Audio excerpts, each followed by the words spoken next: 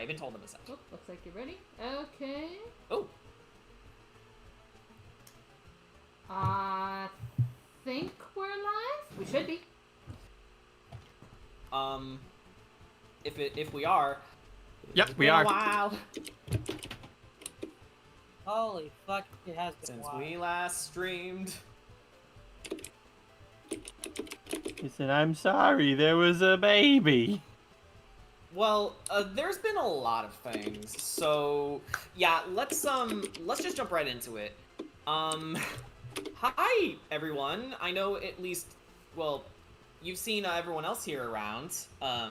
You know, Dion and Boone and I'm sorry, Lio Convoy, and then Terra's Moon and Realm Wars and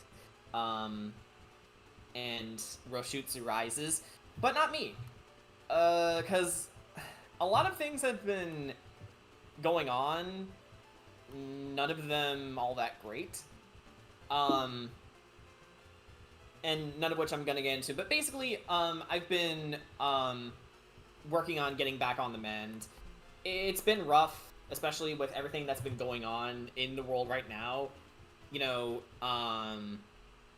just everything running rampant, chaotic, but, don't worry, I am fine, and I figured that you guys should at least, hear from me that I am okay. Even though I am currently not actively DMing for these guys. And one day I really, really want to get back into it, but for right now I gotta take care of myself, make sure I am okay before I do so. Yeah. Health comes for everything else. Yeah, exactly. Seeing as it's been like a full year since our last chill stream, Well, I can't believe it. Well, for the Curse of Strahd chill stream, we Yes. have yet to do one for Ravnica. But guess what we're doing for Ravnica right now? I'd say for both campaigns, yeah. actually. Yeah, so technically it's both. Which also would help me because I've been so busy I haven't really been keeping up with Ravnica streams at all. No problem. You know, but it's like, you know, to kind of piggyback off of, you know, with you, like, yeah, you know, yes, thank you for explaining the hiatus for Curse of Strahd. As far as, yeah, why we had no Ravnica last, like, pretty much throughout the entirety of last month, we all kind of got pulled in different directions. Like, I was like, I was visiting family in New York one weekend, so I literally, like, I had no means to stream or anything. I mean, I had my laptop with me, but I didn't have my equipment, and I'm not bringing my dice up there to go play D&D. I'm there to be with my family. And then, I had dinner theater the following, session, and on one of those weekends, Brian was gone, because he had family obligations. So it's just... I had to see a baby. See a precious baby. So it was just, it was like, we all kind of got pulled away one way or another for a whole month. So, I mean, it's like, we all gotta get back into it. Yeah, and, not to mention, I am fighting fascism right now. I am actively on a debt strike, but, yeah. Lots of things have happened, and, it just kind of got in the way of things. Which is why we're gonna settle the score right now and, you know, reminisce about what we've done so far. Because this is a chill stream, not a pity party. I guess the question remains, what do we want to recap first? Curse of Strahd or Ravnica? Where did where did we leave off with the recaps for Curse of Strahd? Like, I know you said it's been a year, but like, how far back are we going here? Checking right now. Sessions 18. Yeah, hang on. Yeah, hang on. I'm literally about to say it, Jen. The last thing we recapped for the last chill stream for Curse of Strahd is everything up to session 14. what we need to recap right now is from sessions 15 to 23. Oof. But that's okay, because I know exactly how to summarize these things. So, Session 15 is Winter Splinter. That's when you guys are, well, tasked to, go after the druids of Babalai Saga and take care of this gigantic tree blight called Winter Splinter that they summoned. Mm-hmm. We learned a lot of revelations. Yeah, we learned a lot of revelations about Ark's backstory, and this is also the session where, unfortunately, Ricky had to say goodbye to Erig, as you know his dead body was lying there. I believe he also left the Flame Tongue with him, right? Yes. Yes, indeed. Yeah, since it was bequeathed to you as a gift, and then you returned it to him, which was a really sweet gesture. Can I say probably my favorite part about that whole Winter Splinter battle was like after Winter Splinter failed its dex save, that freaking Ricky jumped on the tree as it was falling. I mean, it didn't have a dex save, but more like dex, I meant. Yeah, dex save.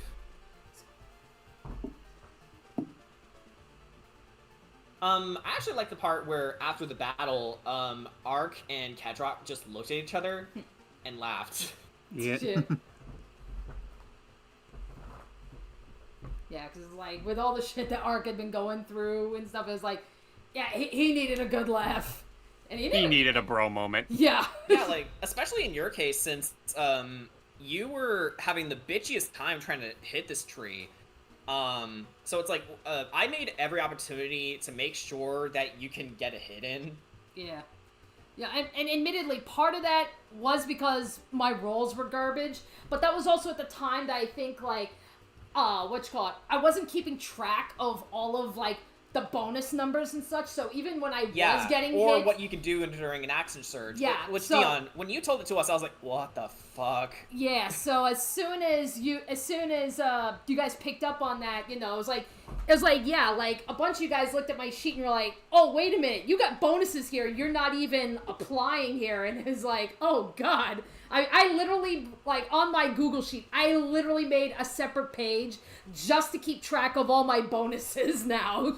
And I hope to God it's correct. I think for the most part it is now. Yeah. But there was a good chunk of this campaign where I was not keeping track of the bonuses. Yeah. All in all, pretty exciting combat session, but Winter Splinter was like super restrained. You guys were just on top of him, figuratively and literally. Mm-hmm. And yeah, again, if you know, since he was lit on fire, I think it was lit on fire, or you know, he was covered in grease. I'm forgetting which. Yes, he was lit on fire because Okay, yeah. Because the whole aim of that battle was to make sure that he doesn't reach the winery, because the druids have an out for the Keeper of Feathers, the Mardukov family. Because if Winter Splinter on fire reached the winery as it was, then kablooey. I like the flavor of that because it was like in such pain that it couldn't focus on its mission. So it's like, oh my god, why? Oh no. Jen, the scary thing is Winter Splinter had a clear mission. It's to destroy the winery. Right. And the fact that you set it on fire would have helped further its goal, but luckily you took care of it, so we don't need to worry about that. Speaking of taking care of things, yeah. hi. Hey. Yeah. If I sound weird, that's because I'm on my phone in my bed. I have been feeling the chill stream pretty literally. I have been feeling like horrible all day. Mm. So it's nothing you guys did. Yeah. But you know. Don't worry. This is the stream where we chill. Teehee title. Chill is not the right word you want to use for me, because I feel frozen. Oh, right. But yeah, we're glad you're here. The point is, we're glad you're here. It's okay. It's okay. That is just a little joke. Oh, okay. So, with session 15, Winter Splinter out of the way, let's do with Mad Libs for the next session. Session 16, Dark Metamorphosis. Lots of bad things happen there, physically and emotionally. Yeah. So we start with Kira getting awakened in the middle of the night. She thought she heard the voice of Taka calling to her, and I believe it was Kedrot, Ark, and Ricky who followed her just to make sure she was okay. I think so. Mm-hmm. Yes, because Corey and I and Tsugash Corey, Mimi, and Tsugash were all sleeping. Yeah, sleeping like babies. And so you go up to the Abbey of St. Markovia, where Kira was following the voice of her beloved.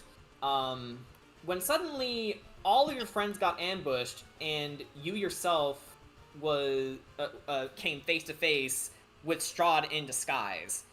And is he a dick?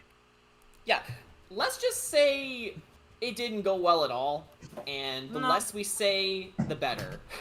But luckily the abbot was able to rescue you, but you did get bitten pretty badly by him. Worse than before.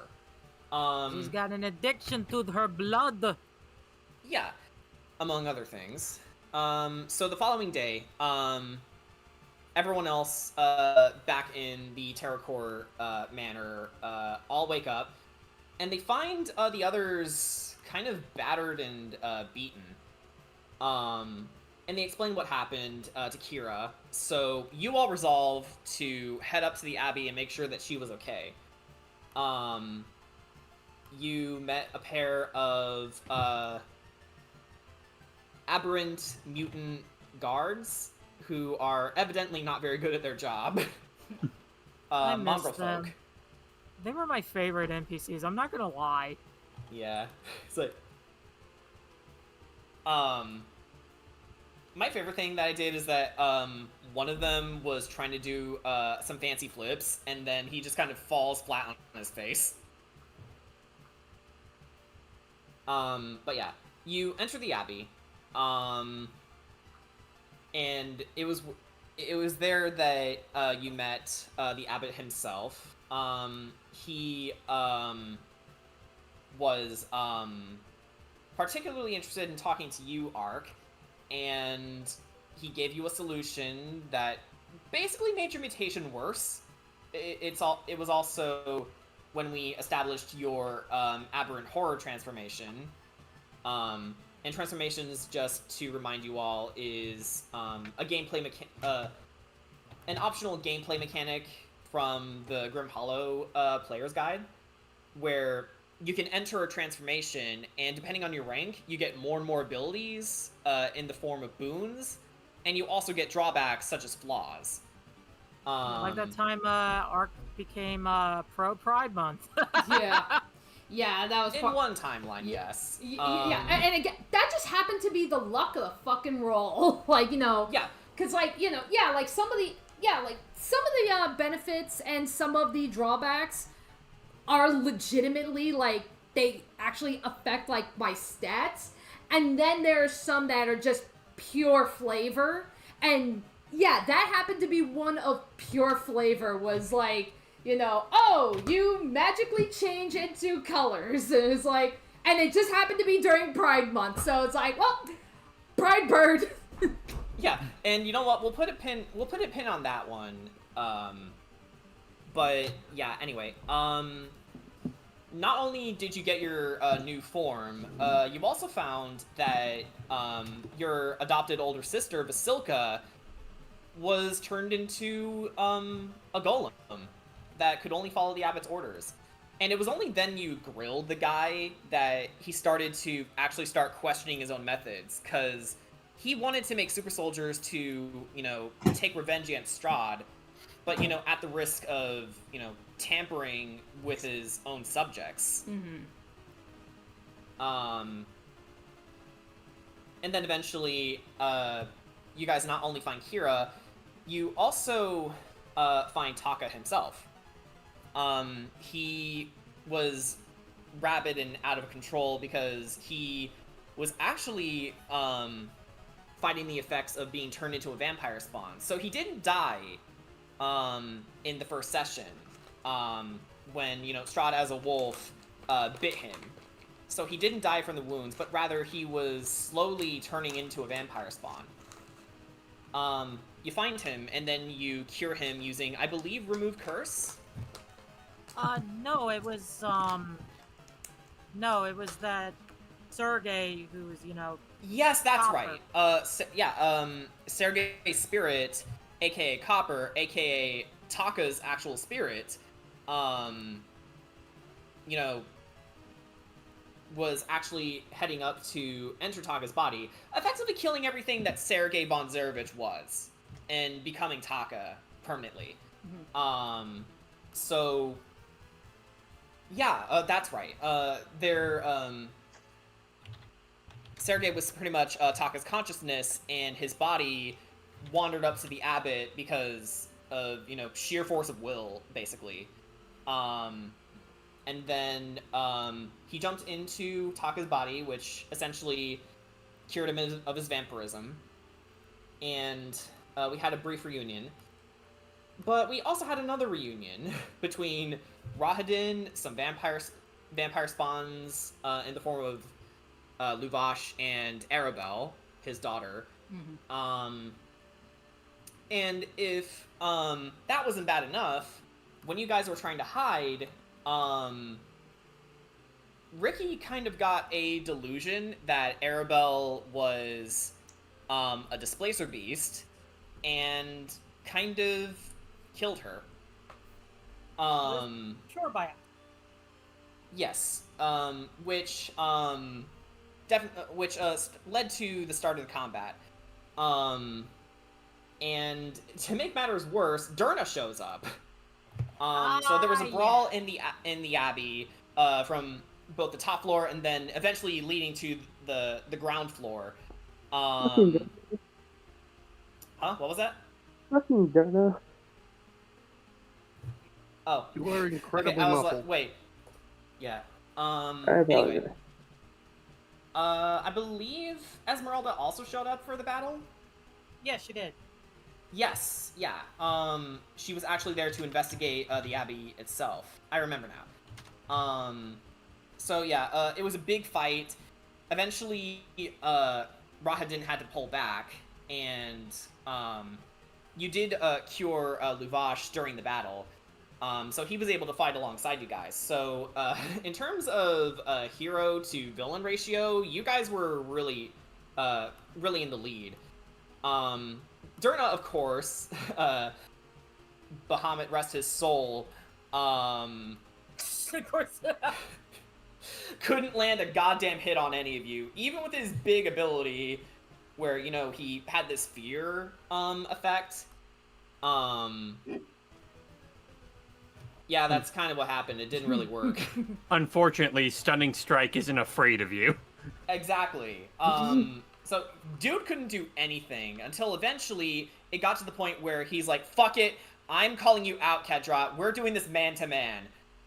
And, naturally, you obliged him. Because he decided to go after, Mimi. Because, you know, he thought, she was just a weakling. He's a It's cowardly like, bitch. I'm here to take you on man to man. Runs to threaten Mimi.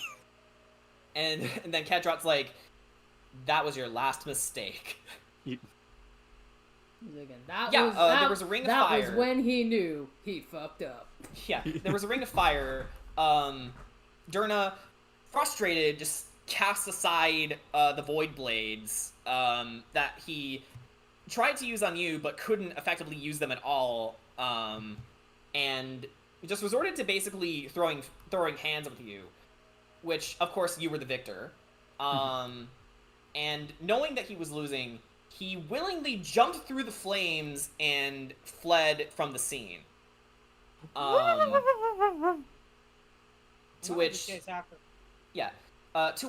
Kadrot, you, I believe Illusen was summoned, and through talking with her, you felt comfortable enough to take the Void Blades as your own. And yeah, once you had them in your inventory, you guys went back upstairs to check on Arabelle's body. Completely horribly mangled. Luvash didn't take it well. But luckily the abbot was there, you know, against your better judgment, Ark, healed Arabelle and returned her to life. Though not human, but rather as a mutant bat girl. But she was alive. But unfortunately the damage was already done for the boys, and they sort of retreated into themselves over what they've done. Which actually brings us to the next session, Learning to Let Go. One of my favorite sessions, honestly. It takes place entirely in the boys' consciousness. And it was done through a ritual that Mimi proposed, where they enter his subconscious and then dealt with the problems, you know, as a group together. Unfortunately, Ark wasn't there, but everyone else was. Yeah, it's like tragically, some of the most fun sessions that we've had were the ones that I wasn't there. Yeah, but again, it was really heartfelt. We actually got the boys' what's basically a superhero origin story. They were originally a kid living in Etheris with his dad, and eventually it led to him getting kidnapped by the fairy queen of the Maddening Maze, Kadranta. And yeah, she was a major bitch. And when he was, you know, basically pulling pranks, rather than doing what's typical of an unseelie fairy court, they summoned him basically to feed him to a displacer beast. And in his dying breath, JJ wasn't exactly alone anymore. He basically called forth Ricky to act as an old brother for him. And time passes, and then we actually enter the biggest reason why the boys got their powers in the first place, the Ulmir's Gate catastrophe. Basically a hyperdimensional storm of chaos and dimensional shenanigans that the boys were caught up in. And eventually it led to a battle within the mind between all of you and Kadranta herself. And I think we implied that she knew that you guys were in the dream. Because, you know, fairies are widely like that. And it led to one of the most emotional battles, and none of you had to really roll dice. It was just pure roleplay, and it was glorious. And then Eric's spirit showed up to help you. And once the battle was done, you all promised that one day you'll head to Etheris to finish the job and find the real Kadranta and defeat her. But before that, you need to take care of everything in Barovia first. And Erig finally was allowed to rest, and Ricky and JJ were able to say their goodbyes to him. And we actually also got to see level 3 Arc and Sugash as they met Ricket.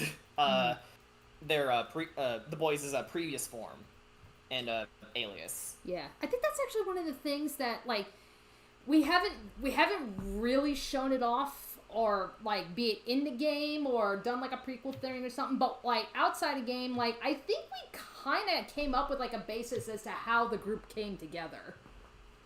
Right. Yeah. I think if memory serves, I think Ricket was one of the last members to join, with Mimi being dead last. I could be wrong. It's been a while. I know. Yeah, it's like again, Letter, you're gonna have to correct us if we're wrong, because I could have swore he was playing with the idea that Ricky joins as one of the last people, but he had actually he saw Ark and Sugash and they were the first to team up. So Ricky's been following the group as they came together, and it wasn't until it really wasn't until it was just him and Mimi, and that was when he came forward and being like, I'll join you guys.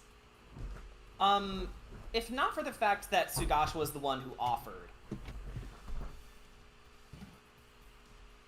Oh yeah, Dawning Heart.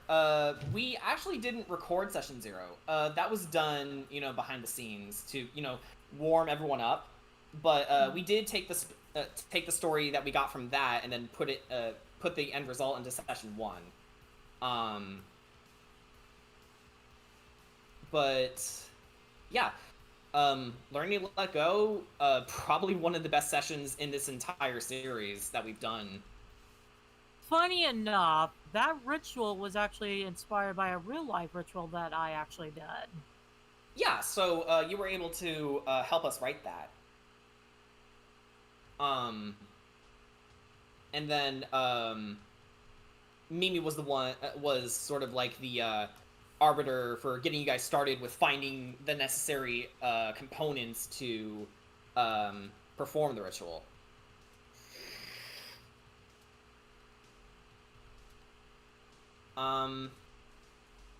So does anyone...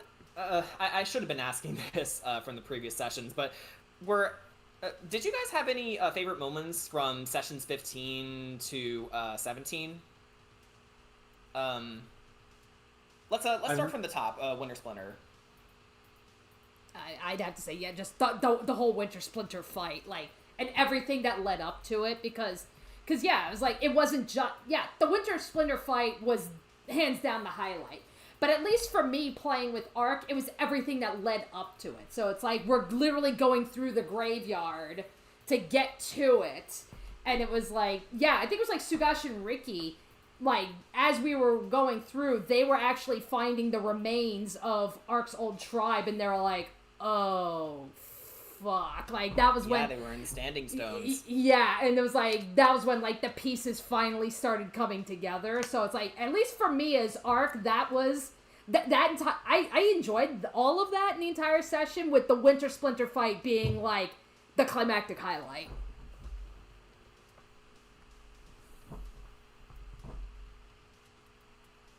Yeah. It was also funny because we planned your mutation... further mutations way in advance, and in the actual in the server that we're in to host these games, I gave you guys a little teaser for Ark's mutation and a blurred grayscale image. I remembered that TP was freaked out. It's what is this?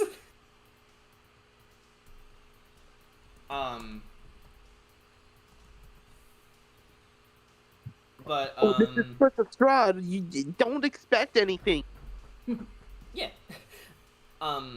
Expect the unexpected. Or if you're not expecting anything, expect it anyway. Okay, so if there's nothing else from the previous sessions that you guys would like to talk about, little moments or things that you did that stood out to you? I mean, I think one moment that I liked it, and it was relatively small, but I liked when we were fighting in the dream sequence, and we had like a major contrast between like the kind of Fae that Ricky had to deal with, like ruining his entire life, compared to how Illicent is with her treatment towards Kedra. It really kind of shows like a vastly difference between like the kind of things that like Kedra's seen from his world and just kind of how outside he really is compared to everyone else. Yeah, I think it also established more of a sense of trust between the boys and Kedrot. Yeah. Because, the boys hated Faye, all Faye, and there's no mistaking that it also includes themselves to a degree. And you showed them that Fae-type creatures can be good and just. I will say also, like, another thing I liked, at least, because again, I was not there during that session, but I think one of the things, I think probably when, as the character, you actually, like, started singing The Wind That Shapes the Land, because, like, to us, that's, like, that is the for us playing, that is the theme song of the campaign, so when I was... Unleash the Archers, The Wind That Shapes the Land. Yeah, like so when I... After that session, after you guys done the session the night before, the next day while I'm at work, I was listening to the session as I'm, like, rolling Pido or some shit. I don't know what the hell I don't remember what I was doing. But, something with pastries, I imagine. Yeah, but I was in the middle of work and stuff. I was like, oh, that sounds so cool. That sounds awesome and stuff. But the minute you started singing The Wind That Shapes the Land, I literally stopped. I'm like, how did I miss this? I was so upset. I actually forgot I did that. Thank you for reminding me. Yeah. You clever bastard. I think my favorite part of that session, funny enough, would actually be the interaction between Sugash and Ismark. And my low-key ship name for the two of them. Oh yeah, that's when you made ship names for them, right? Yeah. Sugar. Oh man, what were they? Sugar. Yeah, okay, so it was Sugar for them, and... Carrot for Kira and Taka. Right. Yeah, like a carrot gold. Yeah. Yeah. Also, the interaction between Ismark and Sugash was, like, very wholesome. Didn't Ismark and Taka briefly mention how alike they were, like physically, it's like to an almost uncanny degree? Yeah, they were like what was it, like? Oh my god, are you related to me? I don't know. Have you ever heard? Are you Kolyanovich? And I'm like, he was like, no. It's like, and then he was like, I think it was Taka. He wasn't sure. It's like Taka. I think it was Taka that said, "Wait, did Kira hit on you? Didn't she?" It's like, no. Dawning Heart in the chat actually says Kedrot's entrance in that battle was also epic. Yeah, everyone pretty much had their anime style entrance for the Kadranta battle. It was awesome. I should have went. I think it was an on-the-spot moment right there. Yeah. I wanted to go even more hardcore, but it was like, maybe not. It's like, this is awesome enough. I wanted to turn into a gold dragon and be like, yeah, bitch, you're not the top predator around here now. Because Fae fear dragons. How does that work? Fairy types are super effective against the dragon type. Wrong series! Yeah, that's a good point. That's actually a great point, TP. Because, fairy-type characters always slay dragons. Well, And, I mean, gold dragons are, in fact, fire dragons, so they technically do resist fairy. True. It'd only make it neutral. Yeah, neutral. Alright, so, I guess we can move on to session 18, Wolves Among Sheep. I believe this was the session where Mimi was kidnapped. Yep. Yes, I remember. Valenta. I was in Paris that day. You actually were, yeah. Yeah, no, that sounds like a joke, but that was actually serious. Yeah. It was like Yeah, he's on. noon. It Yeah. was like midnight when we started and 6 o'clock when we ended. Yeah, so Yes, he's off. You guys- he's off gallivanting in Europe, lucky bastard. I'm yeah, sorry. so oh, It's okay. Dana's here. Hey, Dana. Speaking of gallivanting in other continents, hey Dana. My gas is here. Yay!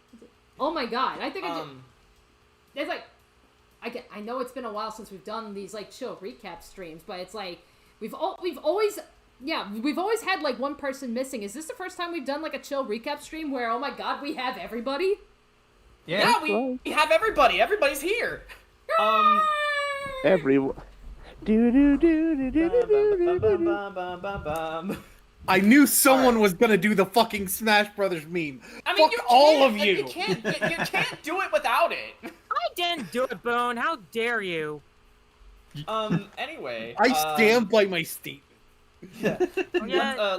Let's move on with the recap, shall we? So we just start to session interrupt, 18. sorry, Boone. my microphone was not plugged in. Damn you, Oh, damn your son of a- microphone. Yep. Damn your microphone. Anyway. You Yeah. go on. Okay. So we start with where's Boone? There he is. Yeah, he's been here the whole time, Donninghart. But yeah. Where? We start the session with everyone waking up, taking in everything that happened last night with the ritual, and they eventually go out of Kretsk, but not before saying goodbye to Valenta as well, and also summoning the spirit Valenta? of Garl the Undying to protect their house. Saying goodbye to Taka, you meant, right? Huh? You said goodbye to Valenta. Wrong person. No. Sorry. Again, it's been a while. You're good. No, Vasilka. That's her name. Yeah, Sorry. Yeah, it's Vasilka. the blasted 'cause- bees. Yeah, Ark was, trying to get through to Vasilka throughout last session. Yeah. And then we show up, and then he shows up here as you guys pick him up, and it shows that, he was unsuccessful in getting through to her, unfortunately. So you go down the mountain, and you part ways with your allies for now, and you actually meet with the wolf hunters, who you parted ways with, and then you hear things that were happening around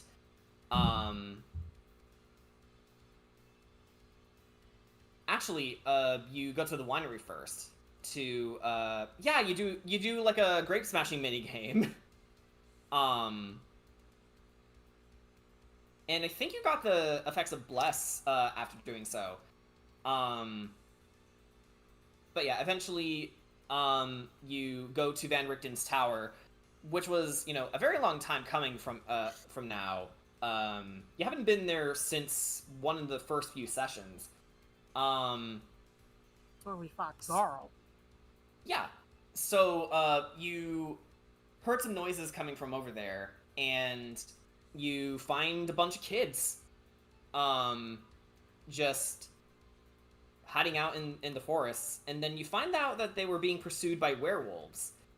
So you do battle with them. And unfortunately, we also get to see the effects of Kira's curse. Yeah, that's right, because that was when we were teasing your detect vampirism ability that we made up. Yeah. Where I believe you roll a wisdom save or a wisdom check to Wisdom detect... saving throw. Yeah, wisdom saving throw. Thank you. To detect any vampires in the area, whether they're spawns or big vampires. And you also had a drawback where you had to roll a charisma save just to make sure that Strahd doesn't detect you. But We yeah, have actually yet to do that with the big vampires. not yet. Give it time. But yeah, suffice it to say, you had an inkling that someone was here, but you didn't know who at the time. Now the sessions after this happened, it was Valenta. She was skulking about the place, and she kidnapped Mimi. Like, right under your noses. So, yeah, things weren't great, but you did beat the werewolves, and you met with Isaac and his band of nondescript, multicolored orc buddies. Pride Orc Month. Yeah. It was also where TP's replacement character for the time being Jackie Gord showed up. Oh boy. Jackie was fun. Jackie was a lot of fun. Sadly though. Man, can you imagine doing a full campaign with Jackie? Couldn't be me. Right. Couldn't be me. Yeah, so you guys make it back to Valaki, and you there's actually a moment where the boys make peace with Casimir, because everything that they learned about their past, and the fact that Casimir was actually there when Kadranta sent the Displacer Beast after JJ to kill him. He was part of her court, which obviously he didn't condone his past actions now. And it was also with the bombshell line, "I forgive you,"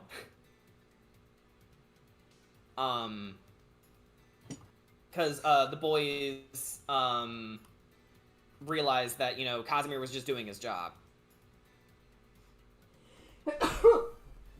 Gesundheit. Bless you. Bless you.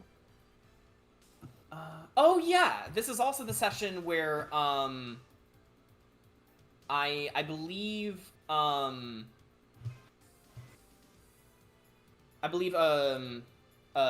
Lady Wachter and the acting burgomaster now, Lydia Volakovich, were having their debate.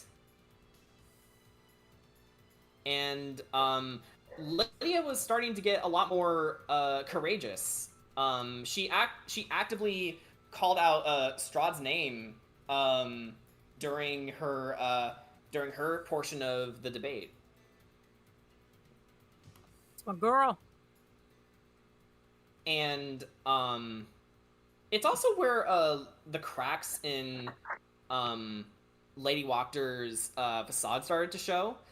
Because with all the ideas that you guys were presenting with, how to unify their efforts together, she didn't seem keen on sharing, which was interesting. Yep.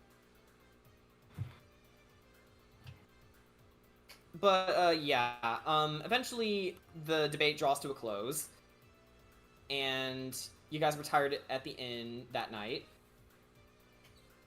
which leads us to session 19, Blood and Bone. Oh yeah, it's also where it's also like where I think the funniest highlight in the whole series showed up. Blinks the cat. Ah yes. Yeah, you guys were just hanging around in Valaki to resupply before you head out again. And it eventually leads you guys to going to Stella's house, or rather, her animal shelter that she runs. And you guys were, like, picking animals out. And Blink's somewhere down the line's like, "Yeah, and fork over the money while you're at it. I'm gonna go take a shit." And then Kira did the forbidden sin of dangling a string in front of her. That is true. But it was also through them where you learned some intel about where Mimi might have gone. But you weren't able to get, much, considering that, in fairness, you were talking to babies. Yee. Speak with animals, really good. Yeah. So yeah, you resupply, you get some new stuff, and you guys reconvened. And you guys actually meet up with Viktor Velakovich for the first time, the baronet of Velaki, and Vargas and Lydia's son. Apparently he's been practicing some dark magic, and is like very intent on finishing it. Almost to the point of self-destruction, which is another interesting tidbit. It's like, bro, breathe. So, yeah. Yeah. And then eventually you guys resolve to go to the Belmondo clan ruins. And yeah, the whole place was just desolate, and there were no real bodies in sight except for, well, the corpse of your father sitting in a chair, Boone. It was also when we get introduced to our guest character for these next couple sessions, Suko, played by Beans. Honestly, Warlock one of buddies! yeah, Warlock buddies, and probably one of my favorite guest players that we've had on ever. I know. They were like super into everything. Yeah, I love Zuko so much. Yeah, so Suko is this warlock who has, you know, actually been there with their own adventuring party, but one by one they were all killed off by Strahd or just, you know, died of natural causes. And Suko lived long enough, actually, to see Sugasha as a baby boy. Which is saying something because of the fact that Sugash is timey-wimey. Yeah, he was raised in Barovia, but he was actually raised by Van Richten outside of it in, you know, cities like Waterdeep, and the like, you know, to do his training. Physically, Sugash is in his 30s, but, you know, as the spirits of his ancestors and him postulated, in terms of Barovia time, he's way older. But no, physically Sugash is like 30, but since time is weird in Barovia, things move much slower outside of it, but inside of it, it's like fairy circle logic. It's really weird and really complicated. Yeah, that's true. There's only been 2 guest characters, but Beans was awesome. We actually went back and forth, getting into the serious details, like where does Suko live? How many things do they know in relation to the rest of the party? Do they know these key characters that the main characters do or don't? And it was actually through them where you guys get the idea to go to the werewolf den. But not before, you know, equipping yourselves. With, you know, all the treasures from from Sugash's ancestors. And you guys got some pretty neat stuff. Watch out. Yeah. Like the knuckle dusters, the orbitars that Kedrot has. Corey's knocker shield, which I don't think she had the chance to use yet. No, I haven't. Yeah. Man, what were... Oh, yeah, Jackie found a periaptive healing that's meant for Mimi. The periaptive healing is, like, a really useful magic item, if memory serves. I got a really cool ring. Yeah, I think it was Moonshard ring. Yeah, the Moonshard ring, yes. Which basically allows you to cast Misty Step. Or, no. Pass without a trace. Pass without a trace, that's the spell, thank you. Pass without a trace, so really useful in a bind. Yeah, that really helped come in the next coming sessions, too, like, a lot. Yeah. Yeah, the periodic wound closure. Basically, you stabilize whenever you're dying at the start of your turn. In addition, whenever you roll a hit die to regain hit points, double the number of hit points it restores. So, very useful for clerics. So, when you guys get back on the road, you actually get met by Rahadin and Anastasia, where, yeah, a battle happened. Bitch. Yeah, and if you guys stayed any longer, even with their goblin buddies dropping like flies, you probably would have died. But I did love the moment where not only did you counterspell Rahadin, Kira, Suko also counterspelled. Yeah, So we were like, he well, no. effectively, yeah, he effectively was able to do nothing to you guys for one turn. I will say my other favorite moment in that is like that both the enemy and our party were like, yeah, screw fucking Durna. Yeah, they were collectively in agreement with you guys, like, fuck Durna. It was also a demonstration of just how dangerous these guys are.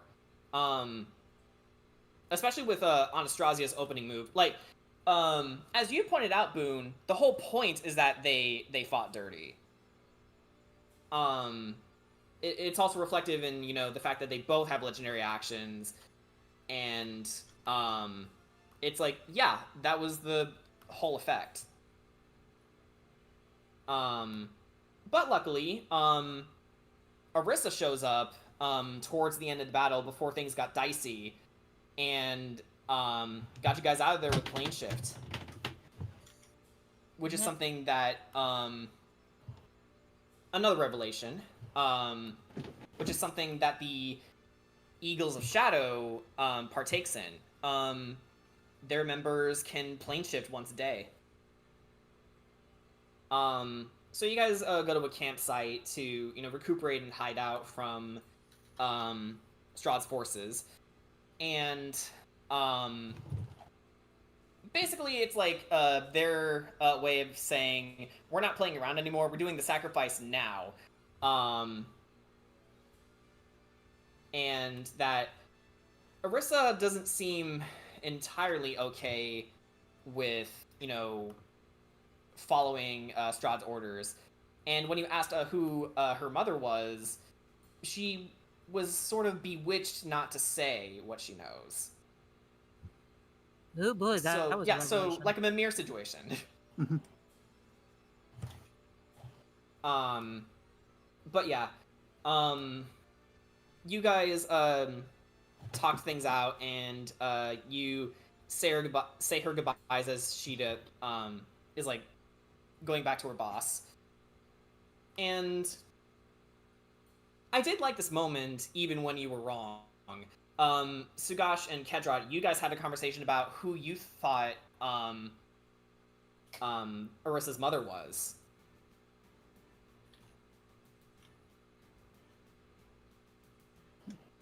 And I believe that is when that session ends. So going on to session 20, Despair,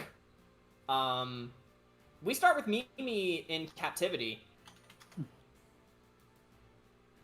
Underneath a giant sunken temple. And we actually get insight into Volenta's true personality. Apparently she's just as shy as Mimi.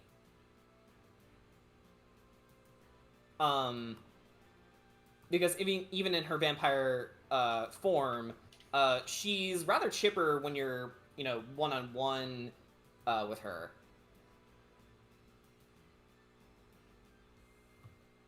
But yeah, she was basically interrogating Mimi about her past, and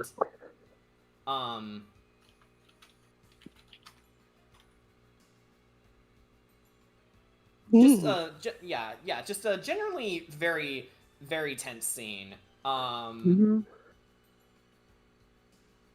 But again, one of my favorite things that we've ever done. It's like this was also like the culmination of everything that TP and I have been planning for the whole campaign. Like the the moment we met the consorts, I think, back in session 8, I want to say. I want to say session 8. It was here to us. Yeah, here's to us. Yeah. Where you met all the consorts and Rahadin, properly. And Valenta expressed interest in Mimi, and it's like, at that time, it was like a whole year of planning. So, yeah, Mimi was always meant to be kidnapped and have these moments, but yeah.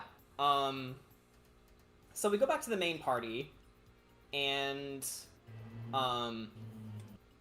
you guys meet up with Lubash and Arabelle and all the other Vistani at the Vistani camp with Casimir, and turns out shit went down as Strahd's armies were, running through them.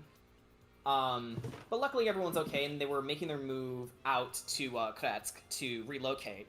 And you guys resolved to go into hiding and go into Suko's cave, where they give you disguises and a tour of their own home. Looters. Looters everywhere. Yeah, one of my favorite moments is that as they were showing you around the place, it's like they're pointing out their spider buddies and then pointing out one is like dead, just dead.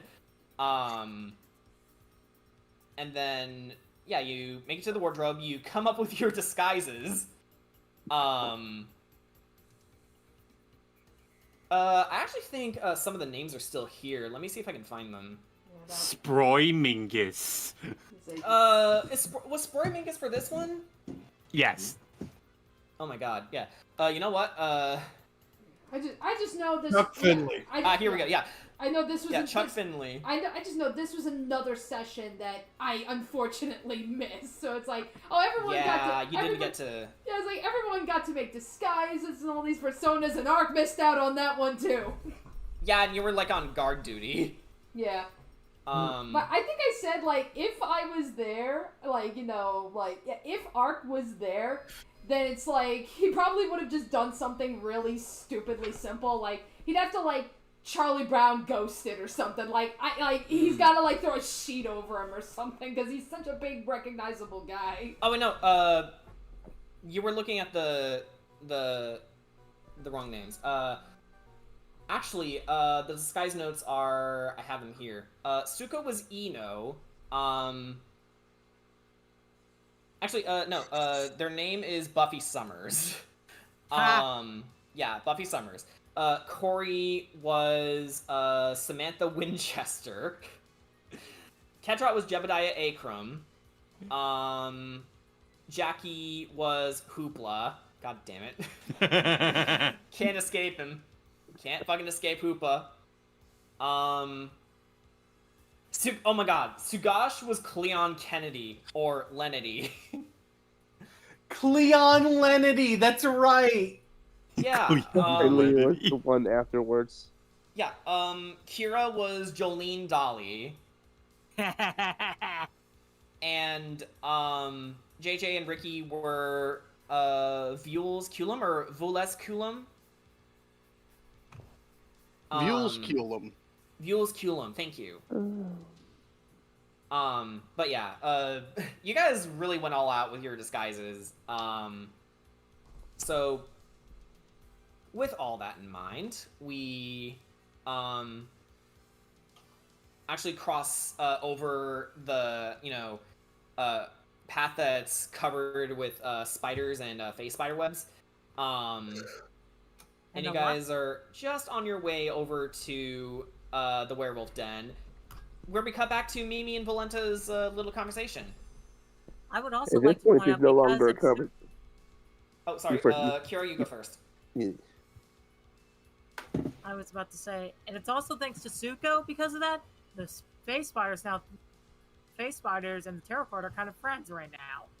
Yeah, because Suko showed you that they weren't, ontologically evil monsters, which is a philosophy that I personally love as a DM. Like, not everything is out to get you. Like, there's bad angels and good mind flayers. But yeah, here this is another legendary a pretty legendary battle we've had. Mimi versus Valenta. I think it was here. Yeah, it was here. Where funny enough, even though it was a solo battle, we kind of finally had a basic how do you want to do this theme for Mimi, and it's fucking Find Your Flame from Sonic Frontiers. Mamau. But we don't thought actually about get to it. see the ending of that battle. Yeah. No, We were left the in the dark. ending we see is Mimi getting stabbed. Yeah. Just stabbed and left on the wall. And then it's like, anyway, back with the party. Yeah. They make it up to the werewolf den, and they talk with some of the local tribes people, including Skenis, a good friend of Suko's from long ago.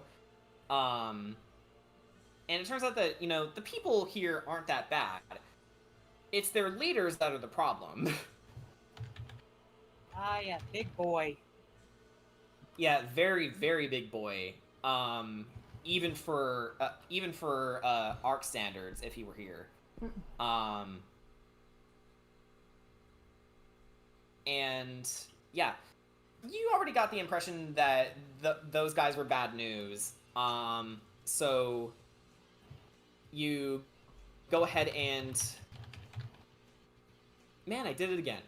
Because when you guys were talking with Stella back in her animal shelter, she did tell you that some of her servants were kidnapped. And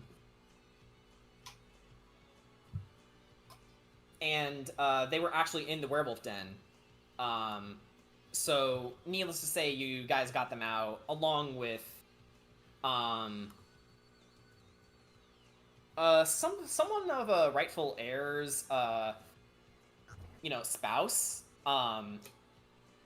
So with her help, you guys head on over to Mount Gakis, but not before having to sneak away from Rahadin and Anastasia. And they were talking with the bad werewolf leaders. Oh yeah, Jackie's friend was also there. Like, I completely forgot about her. Oh god, Paula Baccacho. Yeah. Oh god, the perpetual narcoleptic. I love Paula. Yeah. I loved her too, but Kira did not like Jackie and Paula.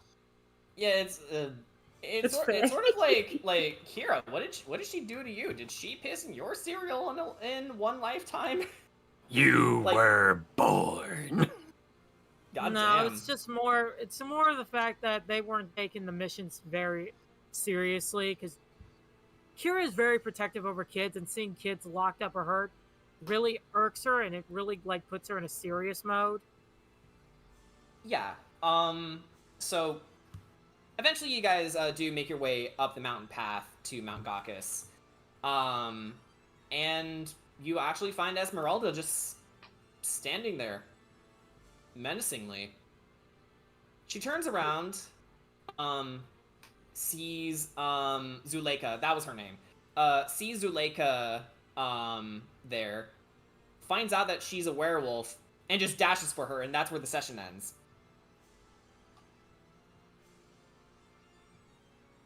So, session 21, you guys make peace between everyone.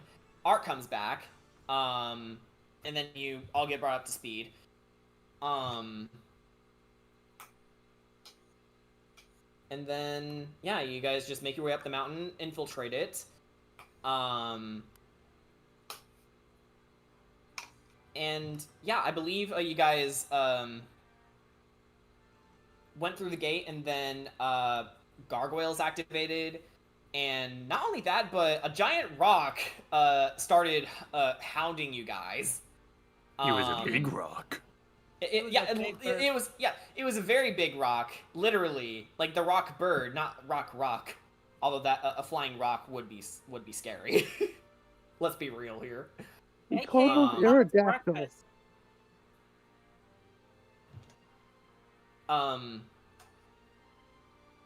So yeah, you hide away from the rock, and eventually it gets to the point where oh yeah, Paula also shows out that she's an undead warlock and has a form of dread, which is just like a freaky Glasgow smile, compounded with her silhouette, which actually does well to scare the rock away. So yeah, you guys cross the bridge, enter Ludmilla's tower, where you found not only Emil Tornescu, the rightful heir to the children of Mother Night, or the Night's Children, the group of werewolves, but also Van Richten. He was here this whole time, and that's why Esmeralda was looking around this place to find him. It was also when... Oh yeah, Sugash actually wasn't here for the session, unfortunately. But yeah, we found your adopted dad. Yeah, we met up later though. Yeah, you met up later. But yeah, with that in mind, you guys did an amazing prison break where you not only fought through the guards with all your combined might, but Ark, you and Emil pretty much soloed the rock, and yeah, just took it down as he should. Yeah, and like got a feather. Yeah, and the funny thing is, I didn't plan you guys to actually fight the rock, but everything just worked so well to that point with where you guys are now, to where, you know, it was just perfect. So yeah, you split off from your allies, and Van Richten gets Paula to safety, and then you guys go back to the werewolf den, where everything is surprisingly quiet. Too quiet. And you make your way down, see that, you know, basically what they do... Okay, so I've kind of been stumbling over my own words with this recap, but basically the reason why the bad werewolves, the Wild Hunt, as they called themselves, were after kids, was specifically to raise more werewolves, which is like taboo in werewolf culture in D&D, or just lycanthrope culture in general, where they kidnap kids from all over the world, and they sort of do a survival of the fittest ordeal, where the kids kill each other, and the ones who survive get turned into werewolves. You see that one kid was about to get bitten by the pack leader. Was his name Cyril? Yeah. Yeah, Cyril. It was on the tip of my tongue, but yeah. Cyril was about to bite him. Suko throws out her Guardian of Faith, who is actually based on another figure in Drow lore, Elistray, which surprised her. And then Cyril got fed up with everyone's heroic shit and started turning into a giant werewolf, or just a giant wolf in general. Which basically means you guys had to flee from the place. And yeah, the following battle, you guys were facing off against not only his werewolf girlfriend Bianca, but also Cyril in a giant wolf form, you know, a la Fenrir from Norse mythology. More like Sif, because he had a sword. No, Sif is actually incorrect. Sif is just a lady of war in Norse mythology. You're thinking of the Dark Souls boss. That's what I was saying. Sif. That's what I was saying. Yeah, the wolf Sif. Zacian. Yeah, or Zachian. But yeah, you guys do get out, and it eventually leads everyone to taking down Bianca, and um, with Cyril. It was interesting because the how do you want to do this went to Suko, but she decided to give the honor of killing this guy to Emil, who was not only given the same super soldier serum that Ark has and that Vasilka has in their, flowing in their veins, turning them into super soldiers. He was given a different strain that heightened his aggression. So, with a couple slashes of his short swords, he kind of beheaded Cyril no problem. Just pried it off of his skull. And let us not forget the greatest exchange between Cyril and Jackie. Are you trying to vor me? and he was like really offended by that. It's like, what? No, I would. Even Kira had to pipe in like, Jackie, it's more like he needs to eat to survive, not anything sexual, dude. Yeah, thank you. But yeah, Emil was given his dues. The two werewolf factions were split off, and Suko said their farewells. And you all eventually make your way over to the West Gates of Barovia to see off the bulk of your Vistani friends. Stanimir, Arabelle, Uvash, and even Jackie and Paula, to see them off to make sure that they don't, fall under Strahd's clutches, because they were also going after the Vistani in equal measure as you guys. But that was also when Anastasia and Ludmilla both roll up with two coffins. One of them contained their friend Valenta, and the other contained Mimi. And that is when we start with session 22, Wrath.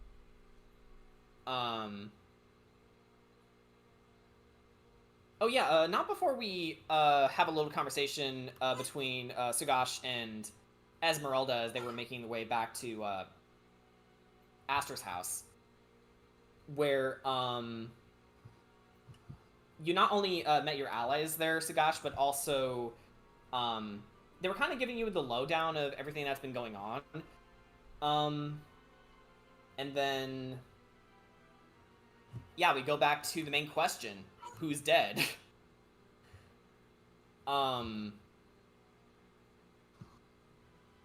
So you guys guessed and tried many different solutions, including but not limited to the boys trying to reach into I think it was either Mimi's or Valenta's minds, or one of the vampires' minds, to see if they were lying or not about Mimi's condition, but you were surprisingly not able to read them. It was Mimi. It was Mimi, okay. But yeah, you weren't able to reach Mimi's thoughts, which added a little bit more dread than you guys were comfortable with. And then Kedrat steps up, and what did you do again, Kedrat? It was really good. I attempted to do the Zone of Truth, and then the question that I ended up asking was, Mimi, is Valenta still alive? But Mimi did not respond. Yeah. Mimi didn't respond, but didn't we do something behind the scenes too, TP? I was rolling to see if Mimi would remain basically thoughtless and wouldn't respond to even Kedrat's thing. And Mimi succeeded on both accounts. And then eventually, Valenta's body just falls flat on its face out of her coffin. which showed you guys a scene that, you know, you wouldn't imagine with these guys, considering that they were, you know, your adversaries.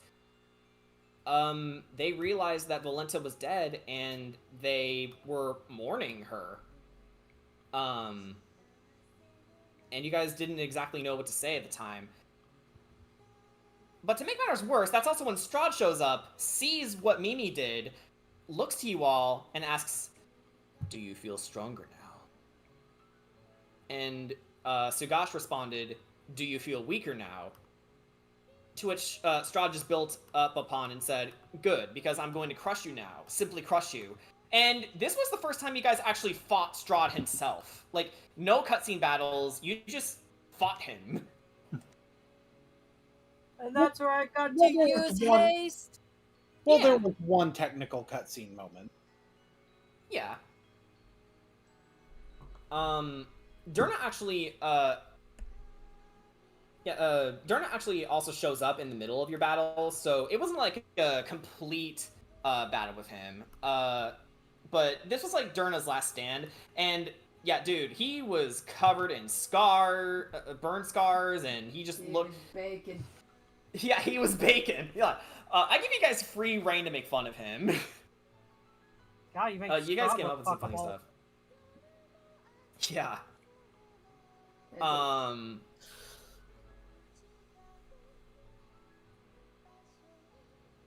Like, he had a posse of bandits with him, and yeah, some of them had just turned and ran. Like, one of them even said, "I don't even like these guys. I'm out of here." I don't like these guys. Especially They are because so weird. they learned who they were fighting against, the Terror Court, and they're like, "You know what? Fuck this, I'm out." Fuck this They have shit, I'm out. spellcasters. And yeah, Strahd was actually hanging back, watching the fight, eating trail mix. This isn't hyperbole either. He was actually eating trail mix, watching, just enjoying the show. And the backup healers got to do the backup healing. Yeah. And it was very glorious and very cool. Another thing to note is that while Jackie did cross the threshold to lead the Miss of Barovia, you know, as per the Vistani's ability to pass through it, you know, undeterred, she came back to help with the fight with Strahd. Although in fairness, it was also because she forgot that she was holding one of Mimi's items for her. And he's like, "Oh," and she was like, "Oh yeah, I should probably return that."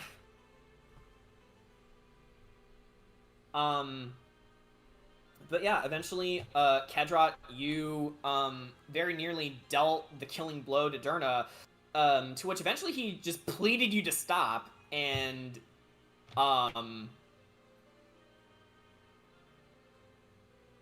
yeah, he went into his motivations, and he was like, "You didn't know it, Kedrot, but I was always there." I was And fucking dying. Yeah. You know, we were originally gonna go for Tai Lung, but like because the luck of the dice didn't work out, it's like, man, I can't believe we at least got a DreamWorks villa, but I guess no one was expecting Humpty Dumpty.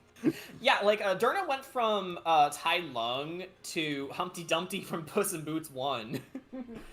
Yeah, he even wore a silly suit in his like "I was always there" montage. Yeah.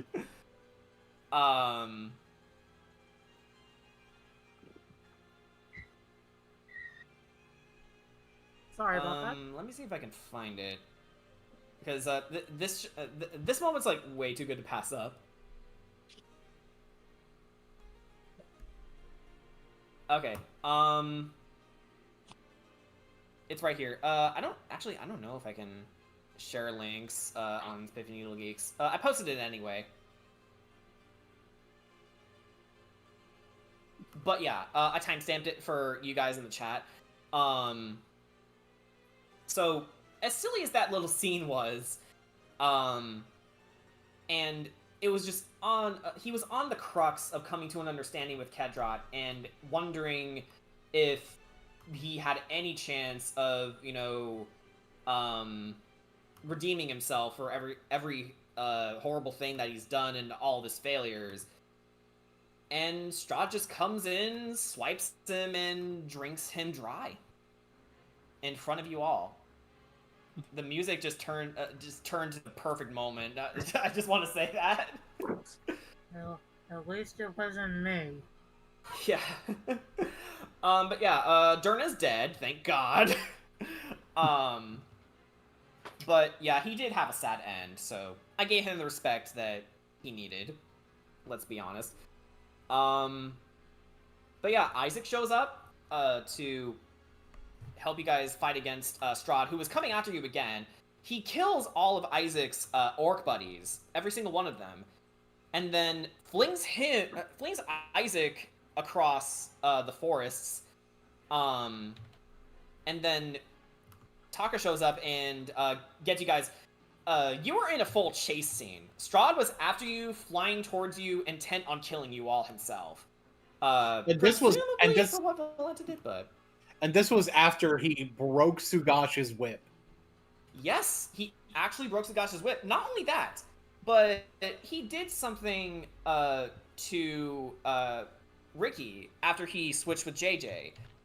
He put a shard of something in his body, and he can't switch realms anymore, which is like a huge problem, considering their whole thing is dimensional warping. So they run through the Svalich woods, evading Strahd in every turn, where eventually they hide out in a giant hollowed out tree. And it was also when everyone realized Ricky had a pulse. Whatever Strahd did, he caused Ricky unable to contact JJ or switch with JJ and become corporeal, alive even. His blood trickled out of the tree, and Strahd was able to find you that way. I think it was also one of the most dire moments in the whole series, because no, I don't think anyone was sure what to do, I don't think. Yep, we were all just kind of running. Yeah. Kira's willing to offer, like, hey, my neck for our freedom. She was And of that course, desperate to yeah. get her friends safe. Yeah, and Strahd was definitely considering that. And then eventually, Ricky came up with an idea. I'm trying to remember what you did on the top of my head. You did something to distract Strahd. It wasn't Ricky. Oh. That time around, it was Jackie, who tried to use Crossfire. Or maybe Ricky did something, but Jackie also used Crossfire at that moment. Yeah. Regardless, you guys, actually, no, we can just nip it in the bud right here, right?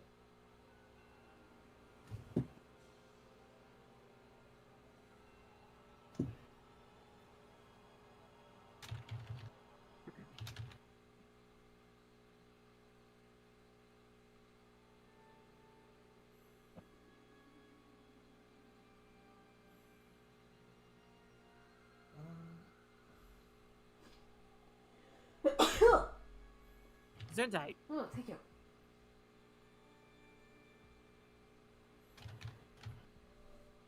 Allergies? Yeah, probably.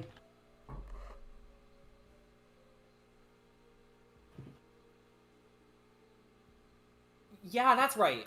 Jackie, you made a spectral version of Anastasia, and then Ricky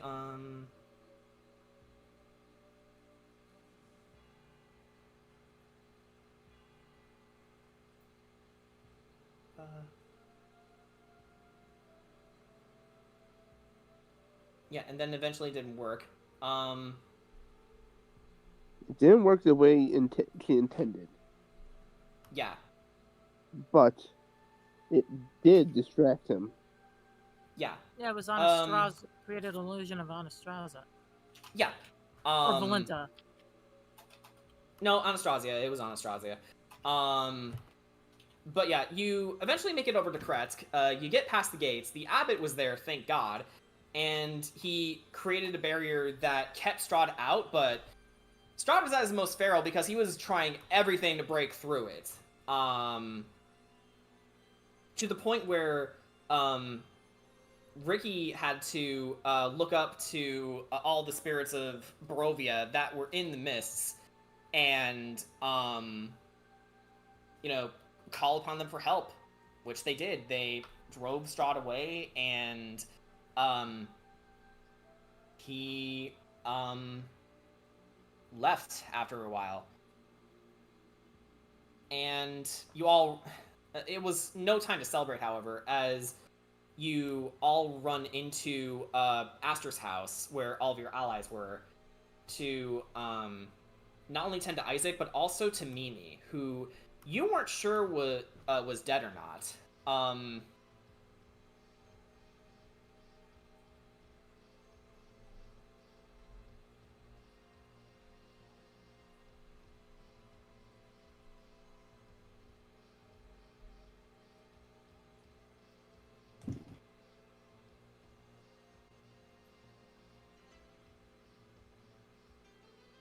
Hello? Hello. Henlu? Uwu. So anyway, I started. Oh no. Let's get back on topic here. So yeah, Van Richten stayed with Mimi. And as you guys were just ready to mourn her, she wakes up, and then we see the end result of Mimi's battle with Valenta. She won, and she was able to defeat Valenta with Hellish Rebuke, and in doing so, she freed Valenta's spirit, but it was fatal. Oh boy. Valenta died in Mimi's arms, and wanted her to make sure that her daughter Arissa was okay. And Mimi promised to look after her even if she didn't want her help.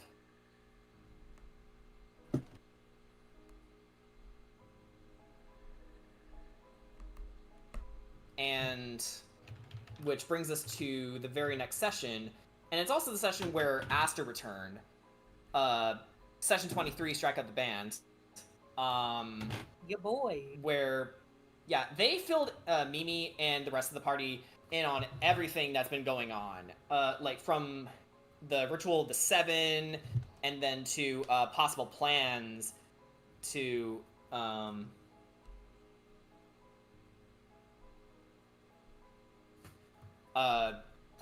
well, not possible plans, but more like a plan of attack going forward.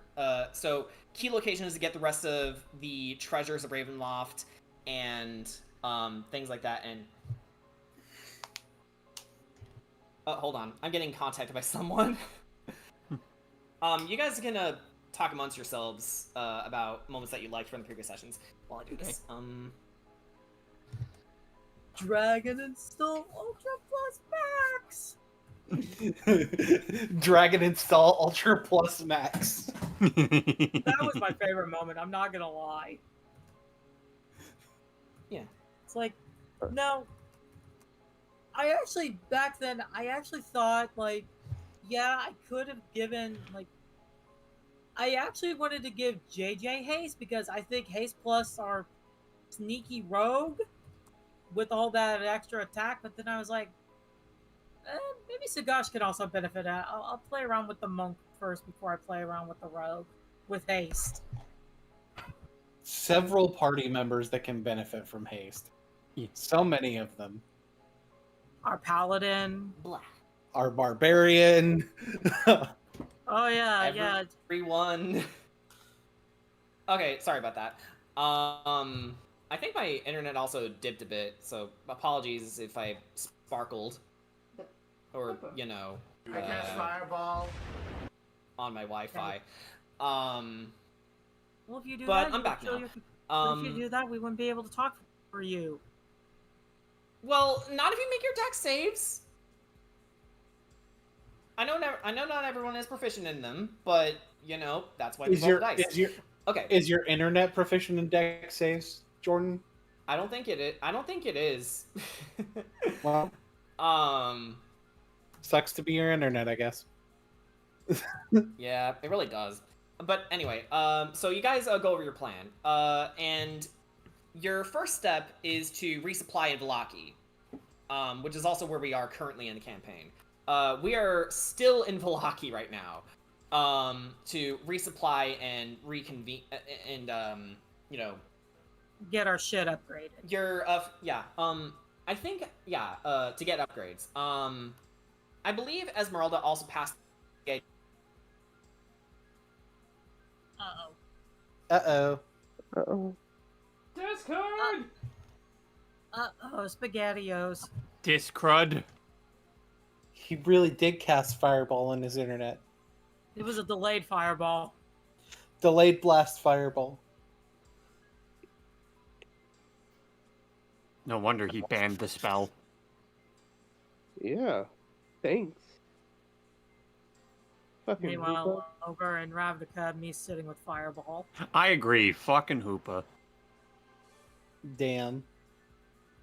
I think we should at least give him a chance to be able to come back before we start talking about Ravnica. Yeah. No. Oh, no, he died!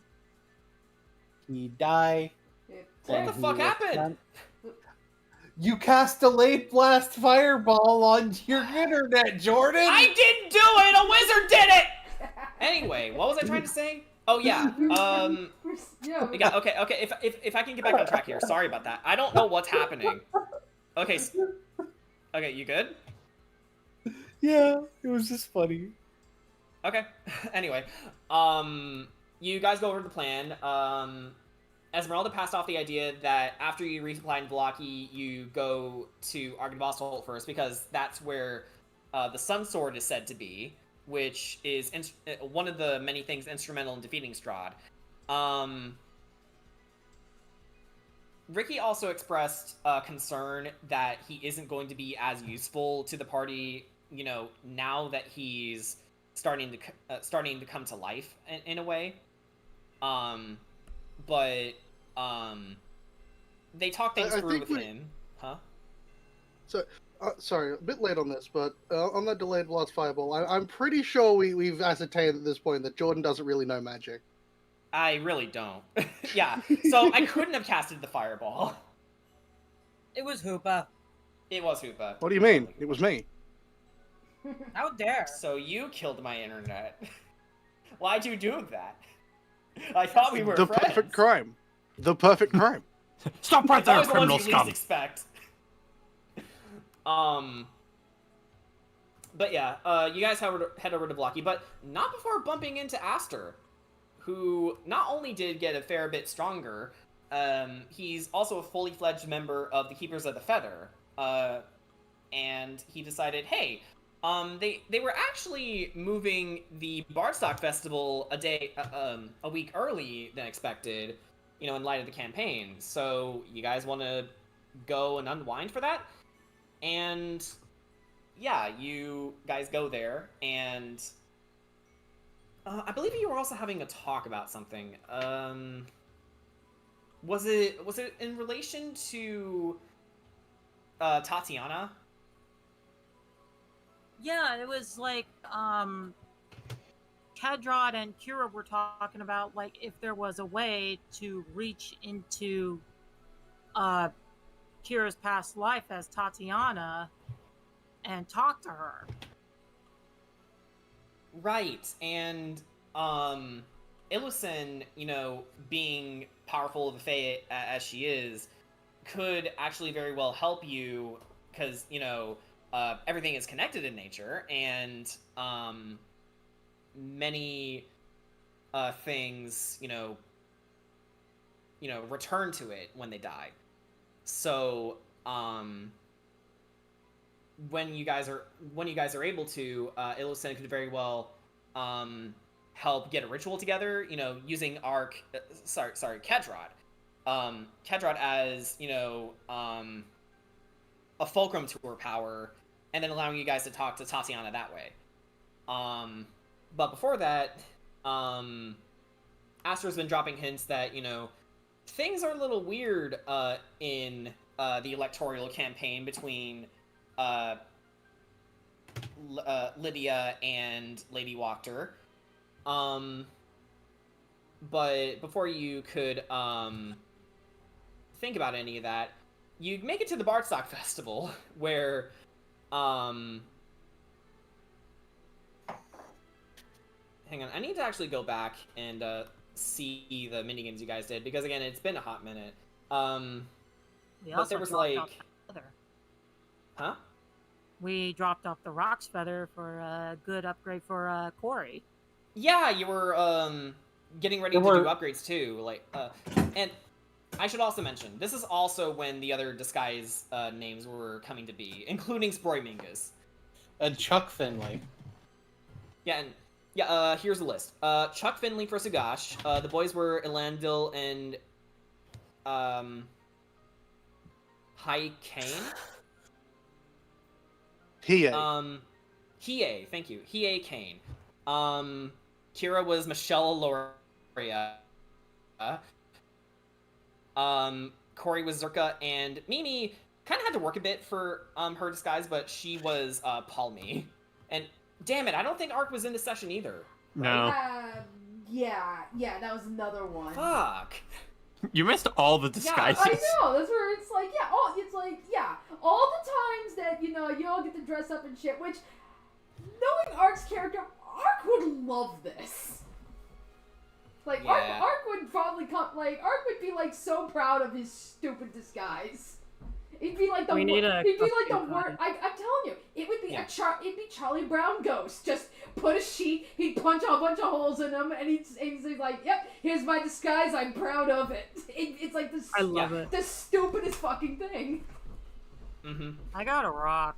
Yeah, and we are definitely remedying that for the next session when we come back to Curse of Strahd. But speaking of stupid things, all the musician cameos, yeah, they were just super silly. Right.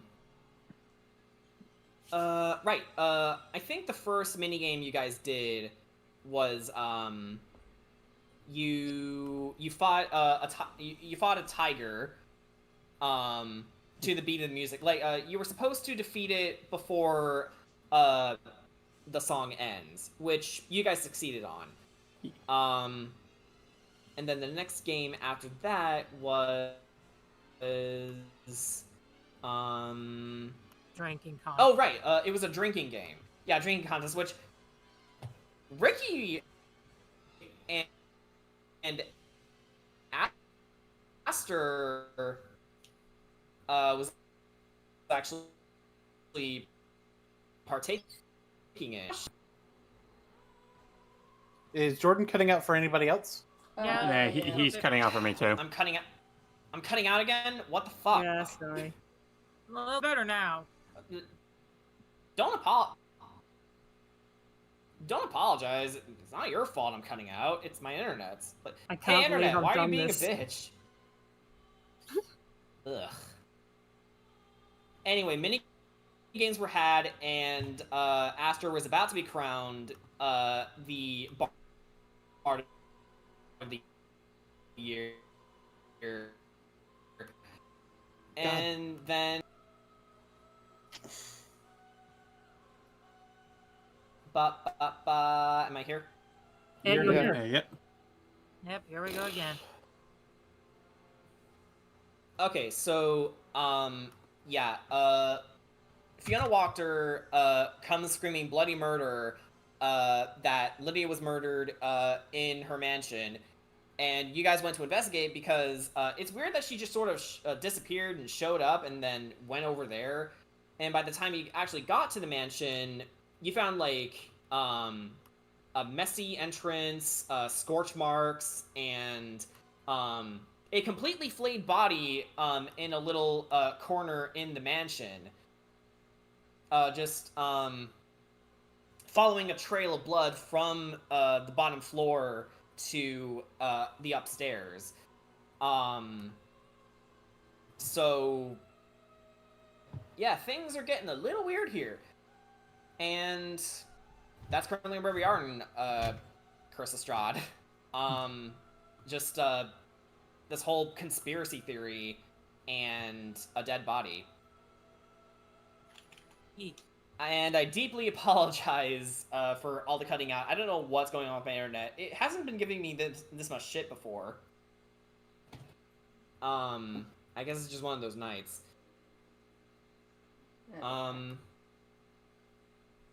But yeah, that's currently where we are in Curse of Strahd.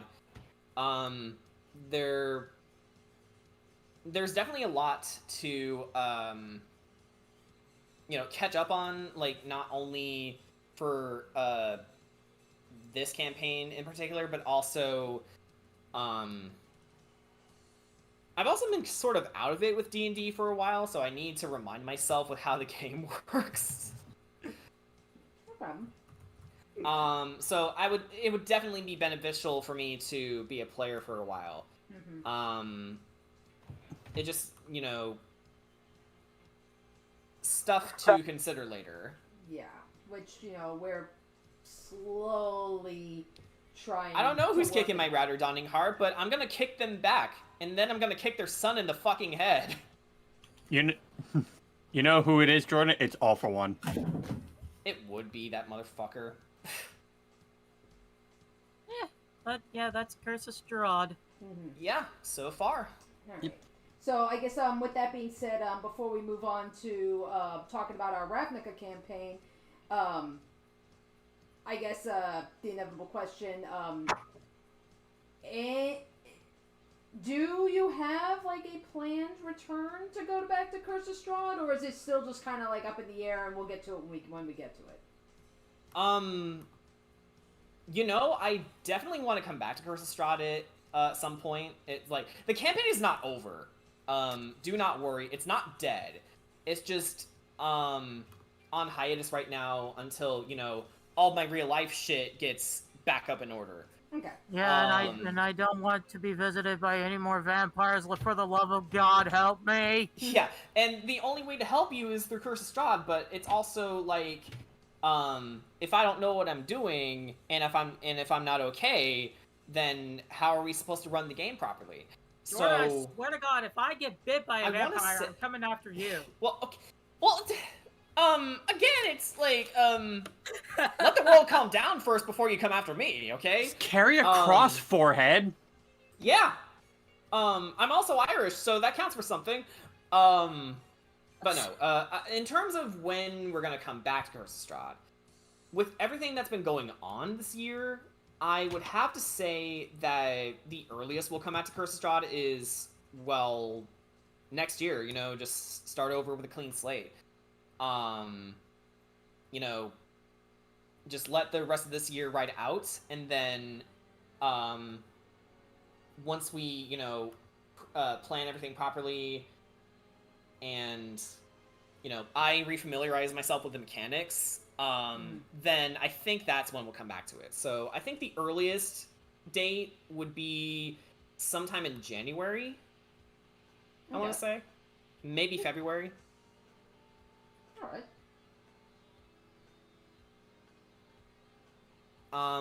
But yeah.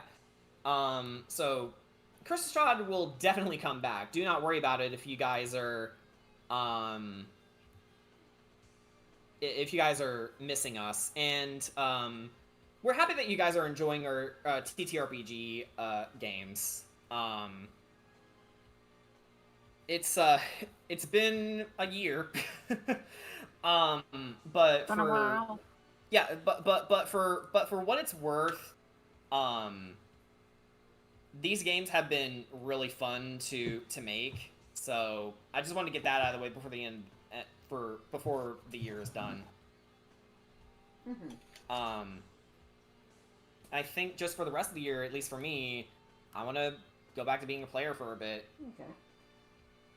Yeah, and so I think so this is where that's I think where we can transition over into Ravnica, because right now, with Curse of Straw being on hiatus, right now this is the active campaign that we're currently working on. That being said, I am not going to say too much. I will say though, on the back end, there is another campaign that is currently being planned. No date as to when that may start, but or meeting day for that matter. Right, but but we got some more stuff, hopefully coming soon. Down the pipeline. But for right now we just have Ravnica. So I guess Boone, I think now you got the floor, buddy. Yeah, so right now we have Ravnica Trail of Dragons. And this is kind of a catch-up from the beginning, in essence, because we haven't done anything like this with Ravnica yet. Yeah, we're very overdue for Ravnica for this one. Right. Yeah, like I just want to get a framework for this. You guys are up to 13 parts. Yeah. Yep. I'm not really going to go session by session because that's not 100% an accurate way to tell this story. Instead, I kind of want to go with the sort of way that the plots line up. So I'm going to start with the general idea that we have this group of people that come from different guilds. Mostly come from different guilds, of course. With one or two exceptions. And they are asked to meet a neutral benefactor named Kensuke Umezawa. And this person is someone that all of the guilds have been looking to recruit into their guild. And the sort of idea is, and basically his thing is, hey, remember that dragon that invaded the plane? Nicol Bolas? That guy? Yeah, I'm not 100% certain that he's dead. Because I've seen this shit before, fam. and I don't know. And thus the investigation begins with Eliza, Ick, Gamataki, Bedrinus, Bear, Tuffy, and Alfred, along with a couple of other NPCs. Some of the things that they find out is one of the planeswalkers killed near the beginning of it, Domri Raid, is actually still alive and has been spotted once or twice occasionally in Ravnica. With that plot thread, Gamataki would wind up seeing one of Domri's meetings where Gamataki's ostensibly partner, we'll get to that in a moment. Ostensibly cop partner, we'll get to that in a moment. Basically got dunked on by Domri repeatedly. So yeah, he's alive and he is not a fan of the activities. And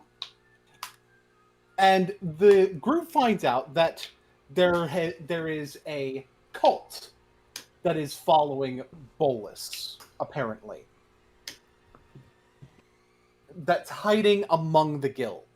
The first member of this cult that they discover is none other than one of Alfred's colleagues, a well-respected researcher that apparently has been doing some nasty genetic research with someone named They, who Bedrinus is very close to, and one Finn Hazelace. And this person is Connor Cayman, Oh who, boy. who has the ability to clone himself. Isn't Oh, that yeah. fancy? Hmm. He basically surrounds Alfred with clones of himself, and the beatdown happens. A very Triggers a fatal memory from a beatdown. The Triggers an- beatdown of Alfred, this dude who fought in the War of the Spark.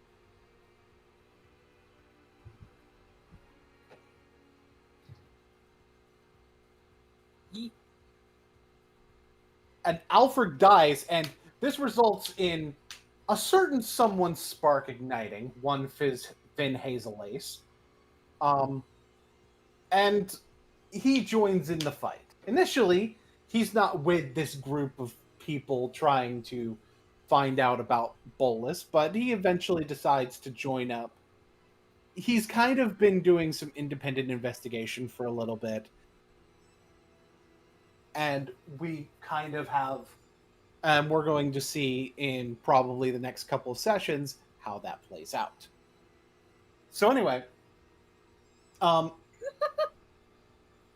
few other notes. God, maybe this would be easier to go session by session, but I don't remember the exact details of where each session begins and ends. Yeah, that's why I personally had the playlist set up, because I can like see little moments happening, and then it just starts coming back to me because I have visuals, and it's like, oh yeah, this thing happened. But that's how I did it. You don't have to do what I did. And yeah. No, I think it's fine the way I'm doing it, especially since I didn't already have it planned we didn't already have it planned that I was going to be doing this. Yeah, like, trust me, the whole Curse of Strahd recap also wasn't planned either. It's, like, fully off the cuff. It's like, we play ball at this point. Good boy. Or Now, should I say... I cast Fireball. God damn it. Anyway. So, there eventually, Finn finds this thing, this, oh wait, no. It's before, the fight. Finn at some point finds this, egg, as I recall. Uh-huh. Yeah. And after finding out about Connor, he ends up chucking it into the garbage. This egg is raw. Later on, Ick would find a glowy blob in where the garbage is. Don't know what that is. Anyway, so Oh my god. So let's talk about a few certain individual plot threads for a second before we get back to sort of the collective plot thread. Bedrinas, her friend Day, was very, very sick. To the point where they were bedridden, being taken care of by Bear. They's real name is Tori. Never uses their real name. Trust Bear enough to give real name. Bedrinas knows the real name of this Demir agent. Don't know why that is. Bedrinas is Simic. Anyway, so...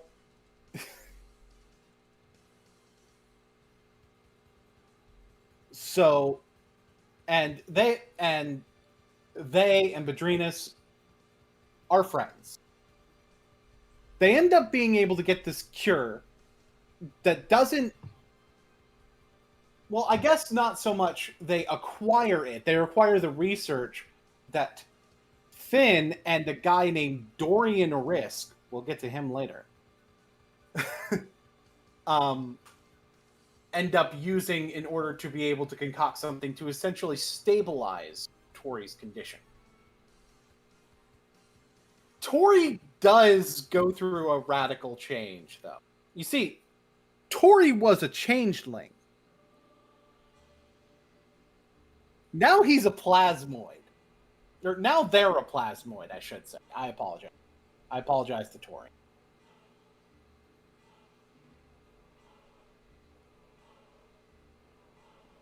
So yeah, now Tori is a plasmoid. And Resident Goop Man. Goop Like, he's- Man. Yeah. Like, literally, Tori now just, like... Yeah, how does Tori get around? Tori just sits on Padrina's shoulders.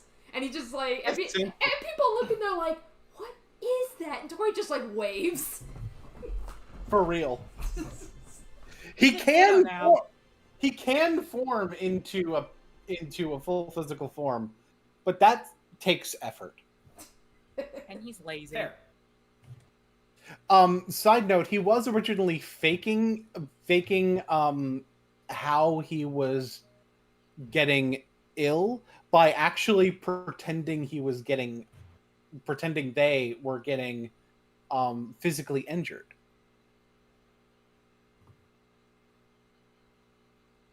Jeez. And now they is hanging around Badrinus a lot more, and Badrinus might be Venom now. So anyway, Yeah, I was about to bring it up, you weren't. lots of people have special abilities, so that's one of the major things with Badrinus's story arc. Although the quote-unquote main villain of the current story arc does seem to have a thing for Badrinus. We'll get into how he's not really the main villain later. At some point, as Finn is doing his own thing, someone from... Actually, no, I'll explain them last. Tuffy had some weird things start happening after the Cayman thing. Tuffy had someone speaking in his head that looked like a color-inverted version of himself. That introduced himself as Venzer. Venzer is like, wait a minute, I'm dead. What am I doing here? And there's a point where Tuffy disappears for a day or two. Is in this whole other place with these warped, somewhat mechanical, like these sort of bio-machine type of beings. Wait a minute, you were talking to Bionicles? No, not Bionicles. Okay. Well, okay. Not Bionicles. And not so much talking as hiding from. Anyway. Okay. They are very scary. They are very, very scary. And Benzer's like, this is where I die. This is the plane I died on. At some point or another, it gets sort of found out by various members of the party that they are planeswalkers. One of them, Gamataki, already knew that. We'll get into why he knew that later.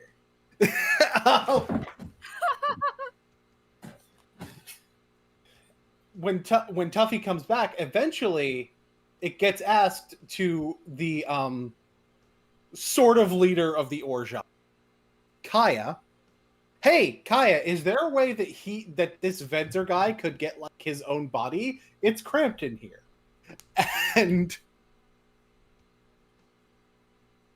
And Kaya's like, that'd be really expensive. Talk to me when you have a lot of money. Also, what's the guy's name? Venzer.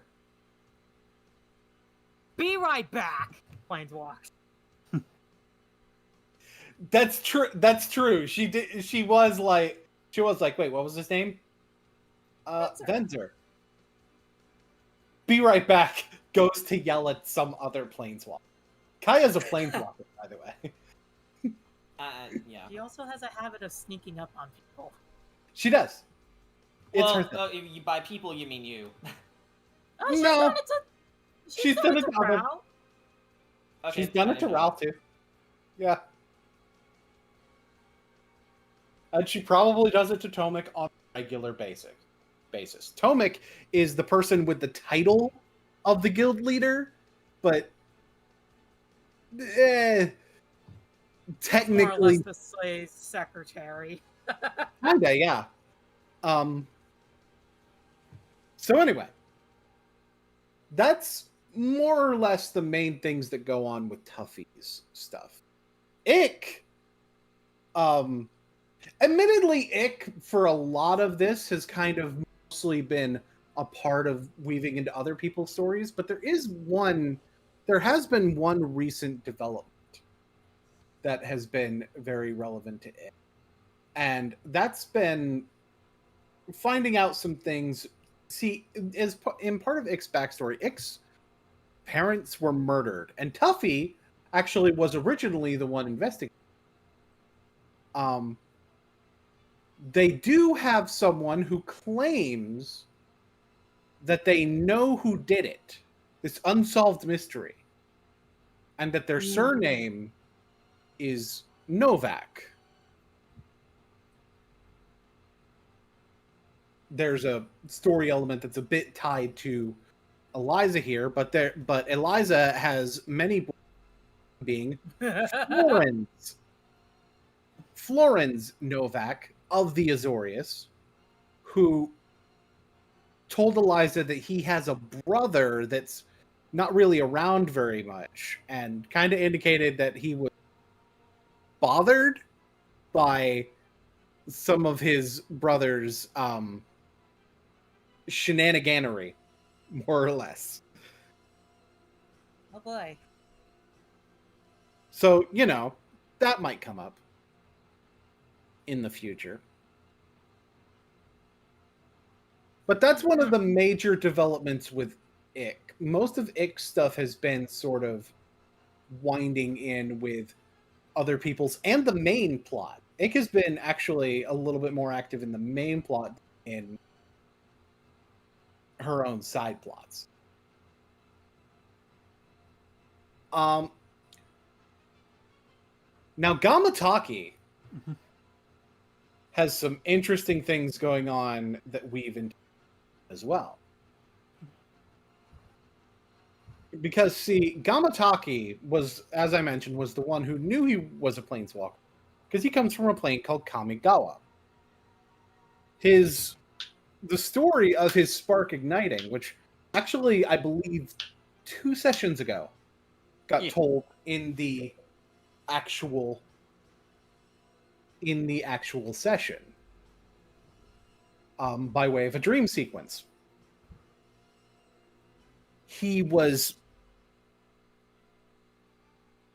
His people were, in essence, enslaved by a clan of orange lizard folk. Known as the Zaricha clan. Oh, well, now it comes full circle. He hates them because he was oppressed by them. Damn it, I wish I didn't leave the campaign to know that. And they were like, hey, some of these people think that this is a vacation. Let's kill some people. And so they execute Gamataki's family. Gamataki spark ignites. He lands on, I have the chart. I don't have it up, but I have a chart. A chart exists. Yeah, I have a chart, and I know based on what I see there. Don't worry, we're still on Castlevania music. This is just part of the soundtrack. I think this is the standard good ending. Anyway. Ooh, that's the wrong Google sheet. I think I did have over this in case I think we get bomb muted. I think I did I think I did actually I think I did I did actually have it up. I was just on a different thing. Right, the plane. You didn't find it yet. No, I did find it. The plane of Torwin, which is a really obscure reference. So anyway, I literally rolled on a table where he first played.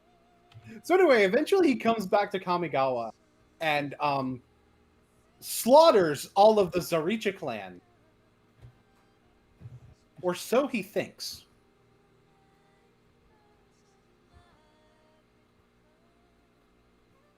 Because he's been seeing out of the corner of his eye these orange lizard folk around.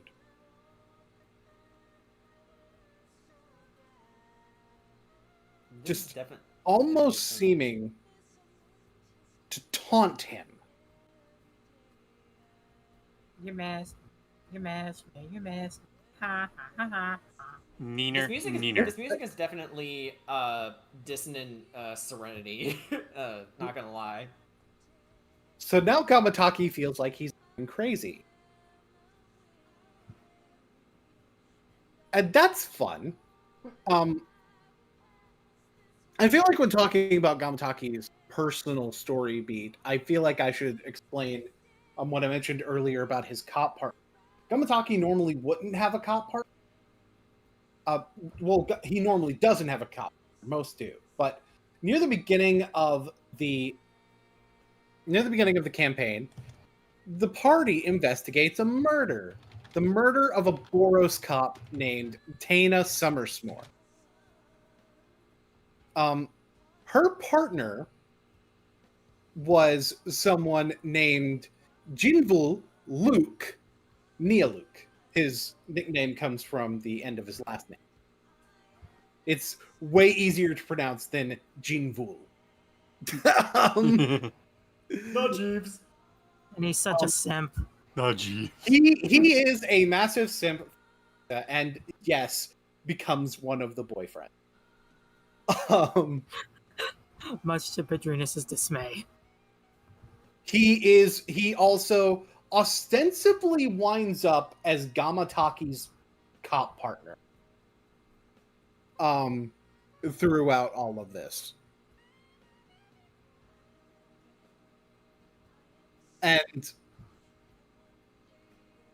And there's some investigation that they both end up doing.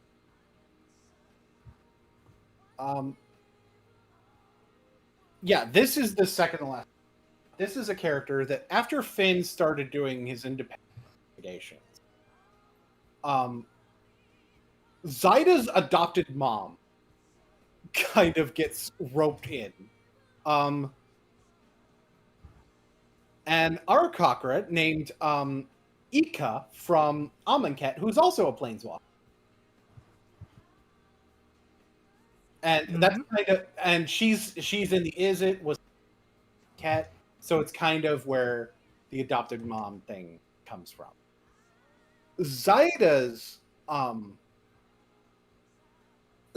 spark was ignited at the moment when he was about to be officially acknowledged as a champion of which would have involved him being killed by Hazaret and made into an eternalized soldier of Bolus's army. So fun. Eventually he returned, sort of gets drawn into where the War of the Spark is happening, and running for his fucking life when he winds up on which a child Eliza sees. They see each other as children, and eventually they start dating. But they actually ended up returning to Amonkhet, where Hazaret's like, "Hey yo, Bolus is a piece of shit. I'm gonna give you guys superpowers to help." That's basically how they got there. Everybody in the campaign essentially has special abilities that I gave them at level 5, and Ika technically joined after everybody else got to level 5, and this is how I justified Ika getting the special ability that Ika got. Which leaves us with Eliza's personal story, which has an interesting connection to Bolus. So, like I said, Oh, boy. Eliza ended up seeing a lot of the events of the War of the Spark as a child, firsthand on the streets, including the death of Gideon Jura. Which affected her so much that it caused her to suppress the rest of the day. Exactly. She has, on occasion, gone to the bridge where this happened and left flowers. Recently, somewhat recently, she left flowers and they were gone shortly thereafter. And 2 obols from Gideon's home plane of Theros were left there. Mm-hmm. That is somewhat of a tie-in. There was a point where Jace met the party. He talked to them about he confirmed to them, Bolus is in fact not dead. 100% he's alive, sealed away by Ugin. There's a mention that true name magic was used, and there is a belief that, and it seems like the theory behind what the cultists are trying to do involves the use of Bolus's true name by way of descendants of Bolus or his brother Ugin, which Eliza happens to be a descendant of Ugin. Thanks, Grandpa. and the what we've seen as potentially the leader of the cult of Bolus is someone who refers to themselves as Malik Bolus, who claims to be basically distant cousins with Eliza. He explicitly says cousin, probably making the connection more direct to try to get in her head. Like, because obviously they wouldn't directly be cousins of one another. Their ancestors are siblings. Like, there's a way. But he has been shown to be capable. Special level 5 thing that Eliza is capable of, and that's manifesting spells, as shown when he and actually no, because I'll explain what happened there as I get to things that happened after Connor. Alfred's funeral occurred, but in the course of this, there's certain things that happened. There was an invitation given to the group to a fighting tournament given by Arlington Remora, who is a Rakdos tournament organizer who happens to be Eliza's crazy ex-boyfriend. At least it's not the psycho ex-boyfriend. He's dead. And then there's ex-boyfriend. He's dead. So, so here's and Eliza seems to be getting the impression that she's being followed around by Arlington again, because Arlington was a little clingy. To the point where he got banned from the Bank of Orva and threatened by her dad, who most of the time isn't involved in her stuff other than giving her mom money on the sly. And essentially, things aren't quite what they seem. Because other invites are being given out. Invites to individuals, including an individual known as the Incinerator. Oh boy. Which happens to be the secret identity of Bear, whose individual stuff I haven't gone over. Bear, it's entirely your fault that this became a wrestling arc. It is, in fact, entirely Letter's fault this became a wrestling. But is it? Um, Is that necessarily a bad thing? But let me actually pause the main story to go. It's not a bad thing, but It really let isn't. let me pause to go over Bear's individual stuff, because Bear also has his Planeswalker origin somewhat explained. I'll be right back. So Bear, as somewhat wasn't originally Bear. Bear's original name was Beratek.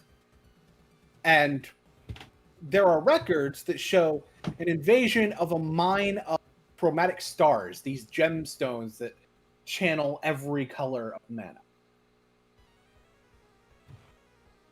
There's a giant mine explosion, and supposedly everyone died in that explosion. One of those people had their spark ignite and has a chromatic star in their chest. They lost their memories, became Bear, got arrested, and eventually recruited into the Azores. That's our boy Bear. That's his backstory. Another one also survived with a chromatic star in his eye socket. And he wears a mask now. And is now known as Dorian Risk. Of the Orzhov and the Dimir.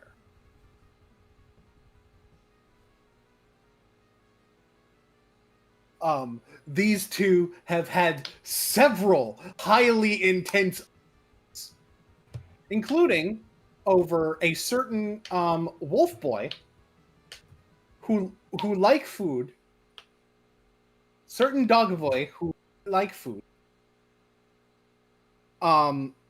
working for Dorian,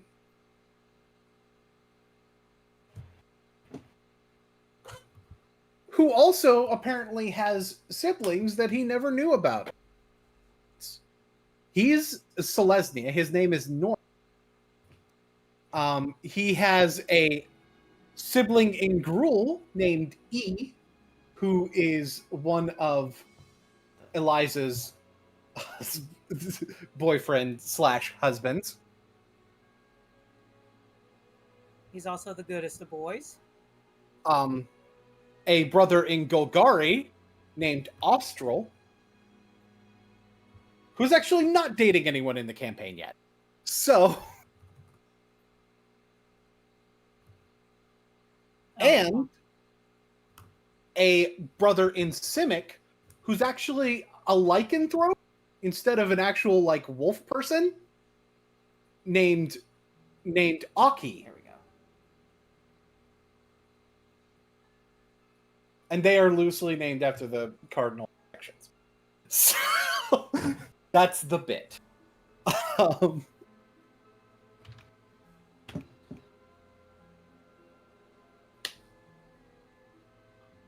So that's a whole subplot, is figuring out who their dad is and what kind of asshole.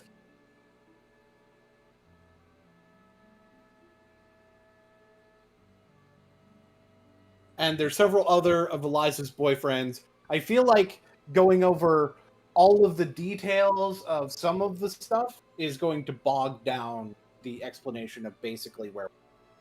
Because part of the reason we have 13 sessions, but we're really only like probably after session 14 going to be level 6, is when we started at level 3, is because we have so many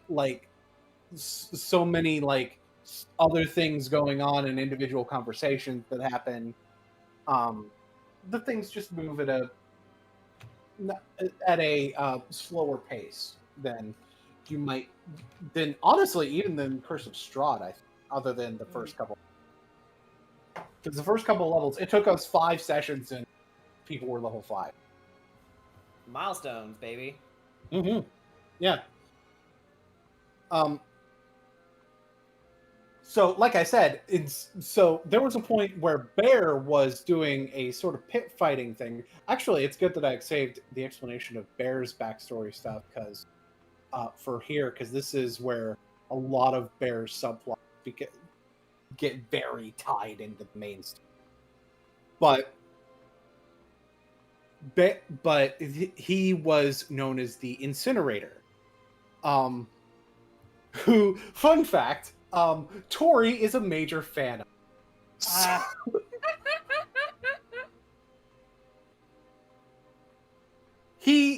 They have t-shirts. They wore one of those shirts down. Wait.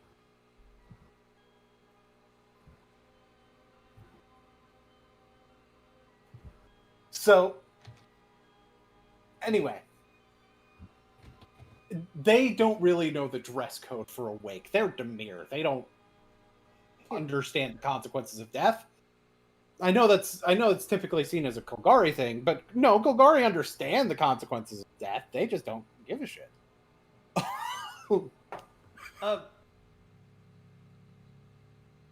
Anyway, well, that's not true of every Golgari. Okay, Jordan. No, I was about to ask. Wait a minute, aren't they focused on a specific aspect of the deck? And then I decided they are focused on the cycle between. Remember anything about the Lord of the Guilds because I left the campaign a while ago. They're focused on the cycle. So to them, life and death are kind of the same, in essence. Right. Whereas the Dimir, they just do not understand the consequences. For the Golgari, the consequences are there, but it's part of the cycle. It's just a natural, and they don't as much. So anyway, with oh yeah, we were talking about Incinerator gets an in, like some other people getting, including the guy that Incinerator could only beat once, Archangel Creedalai, who happens to be Eliza's dad in a mask. Wait, what? Yeah. Okay, you're giving me context. Like, is he part of the tournament thing too? Yeah. Yes. What? Yeah. Yeah. Little does Eliza know. Eliza still doesn't know. Did we ever explain what happened to my character? Since I kind of jumped ship. We assumed. This is just my theory: is that Finn is taking his time to mourn the loss of Alfred. So yeah, well, that and also just doing vigilante things as Peafowl Spider. Yeah. I mean, okay. I was about to ask. I don't want theories. I want facts. Yeah, because he's doing his own thing. We have had what you call it? Like what's his name? Lionel, I think it was. He's been asking. Has anybody seen the Peafowl Spider? Get me info on Peafowl now. So I mean, he's still very adamant about trying to find him. I want pictures of Peafowl Spider. I will say factually, at the moment, Jace Bellerin has him in hiding.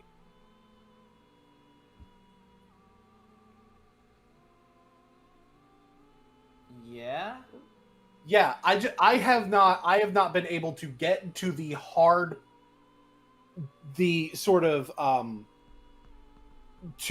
doing the hard stuff with going into that story because everybody's been wanting to do their stuff a ton, but I've essentially had it where that can be something that is in the background until I'm able to actually tell that. You know what I mean?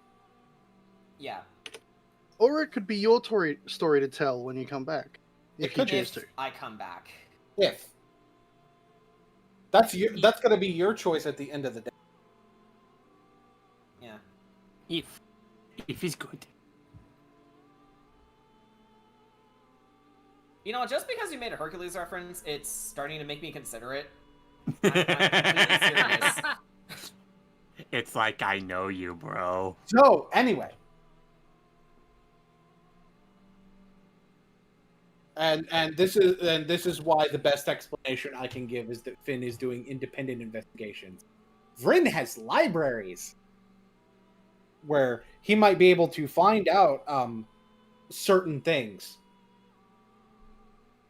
that I may have told you about his backstory. Anyway. Anyway, moving on. I don't want to give it away because the audience.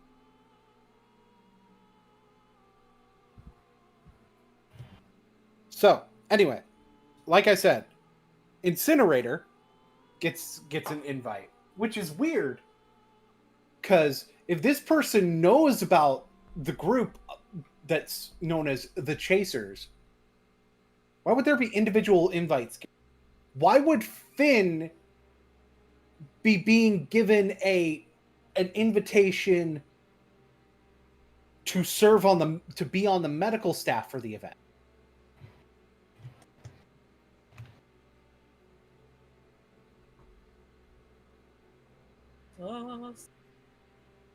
So, but the interesting thing is that these had a signature on them.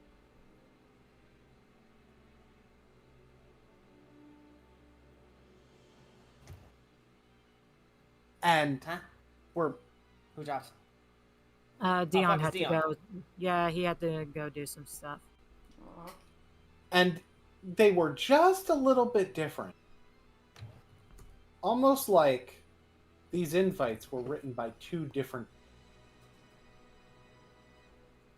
So as it turns out, Arlington really had, from Eliza, was working on making himself a better person and not as obsessive and clingy. And also didn't give the invite to the Chasers. The other invites were real, and this masked character that Incinerator has fought so many times that has recently shown back, the Troubadour. Arlington was that character, but one of his costumes has been stolen. At least one. And thus they realize that there's some kind of setup for this fake troubadour to put out a trap. Something that certainly seems to be the case when this troubadour is seen at night and another masked individual, the Peafowl Spider, finds him. There's a conversation with him and this Malik, and they kind of jump him.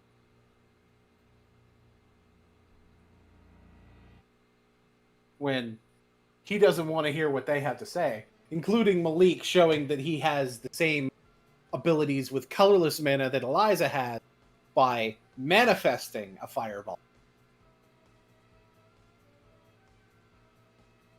instead of just casting it normally.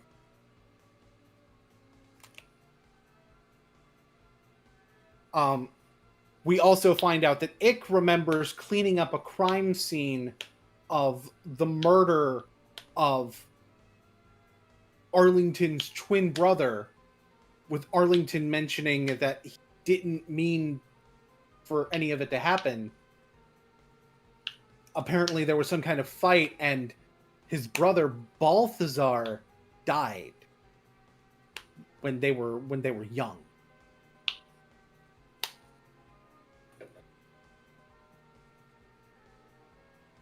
Arlington also recognized the potion very quickly when he saw them.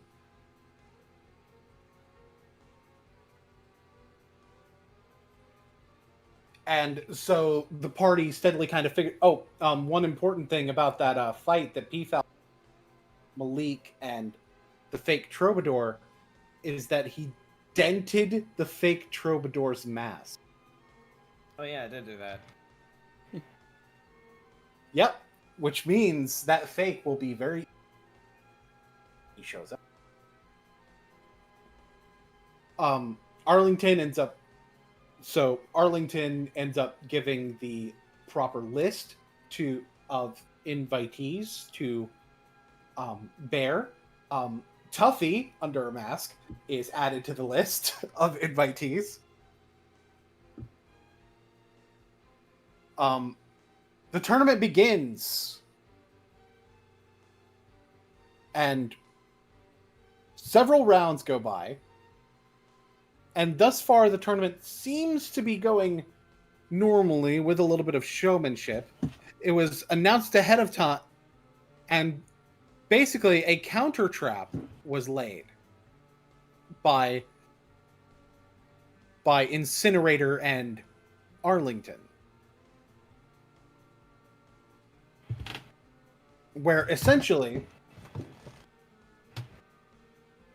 Arlington would announce Incinerator versus Troubadour, first round of the tournament. The rivals go at it again. The fake doesn't show up. There's a different fake, but it's somebody that works for Arlington. In the first round of the tournament, someone named Ishimoto, who has the spirit of Akami within them, gets beaten down by a competitor named Hebrun, a friend of another more recent boyfriend of Eliza, Rokan.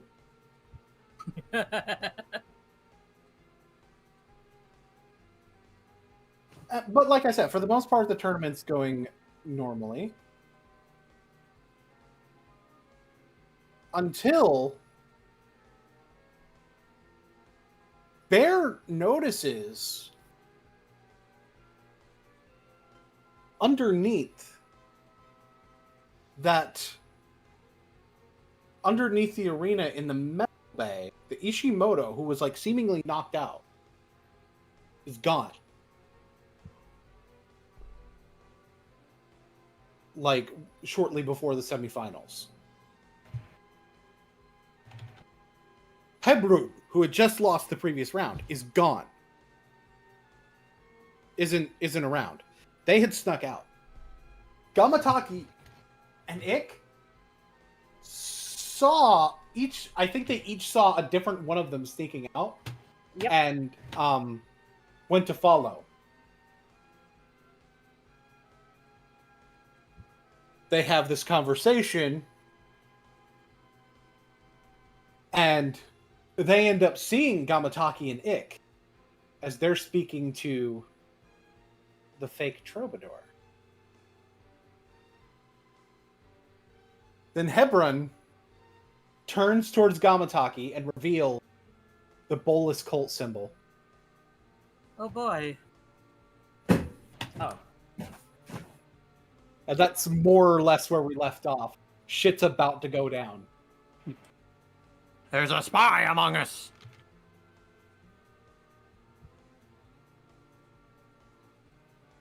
Luckily, Bids and Eliza also know certain escape routes in the arena. That's true, especially since Bedrinas actually is in a secret place above the arena. Mhm. And Eliza has been around the arena from dating Arlington that the benches, they're hollow. Because she knows they go under there and they clean out when garbage and shit is under there. So there's Hopefully a way no actual out. shit. And also the sharky tank.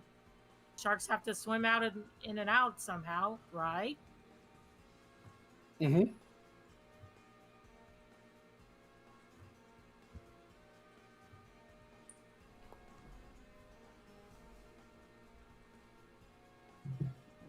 Yeah.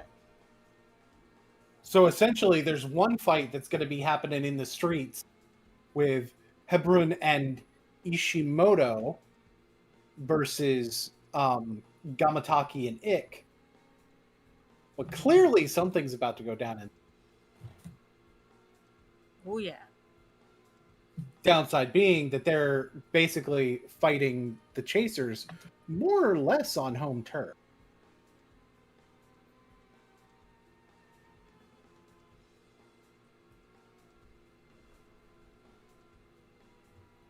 I don't know about the rest of you, but that sounds like a whole lot of Gun Mario. Okay. I mean, it does. I'm sorry. Okay. I don't get the Mario. joke. Fill me in. You need to watch police videos. No.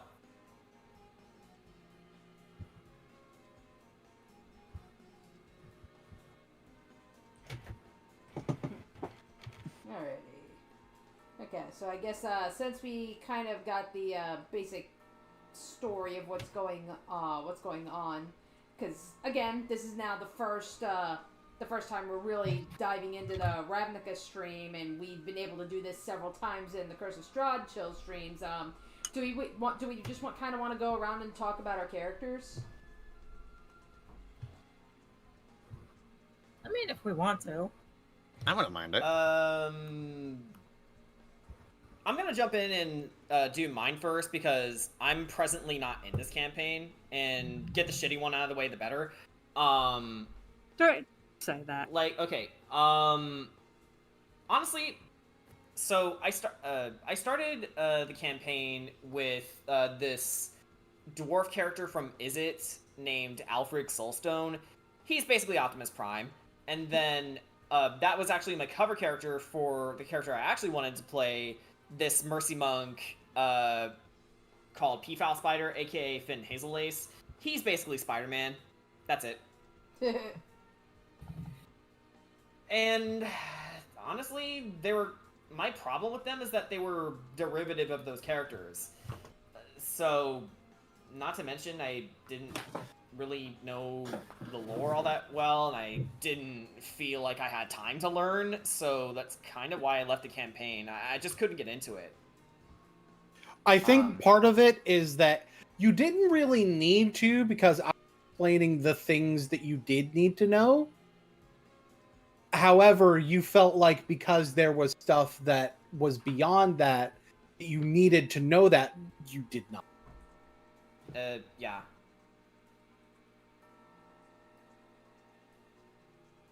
And I know with you it can be difficult. You don't like know the lore back and front as well. You know what I mean? Yeah, because then I can't roleplay as effectively. And you know me, like I love roleplay more than combat. So I will say we haven't had that much in this campaign. Yeah, there's been very little what is combat. Yeah, we've had like little to no combat. Like I think like okay, I guess I'm stupid then. All right.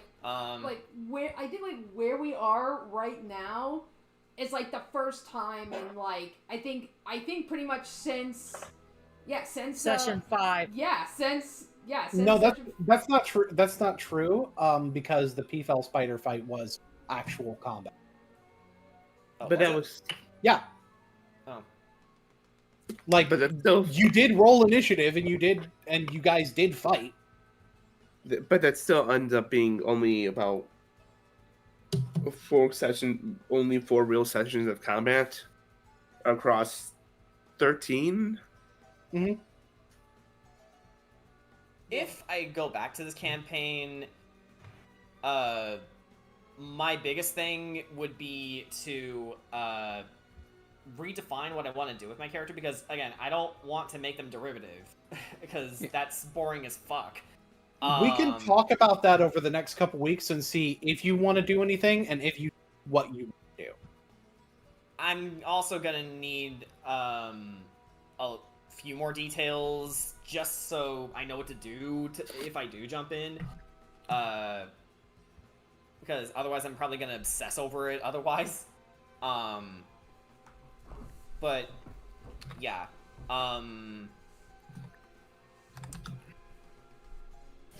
at least compared to everyone else, I feel like I was just meandering half the time. And yeah. Yeah, just move on. This is embarrassing. Okay.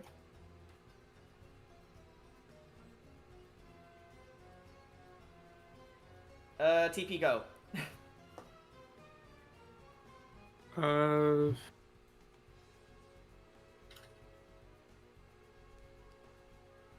Line. So, what's Tuffy think about all this is happening, like all this tourney stuff and shit? Well, he's just kind of excited to be there. Well,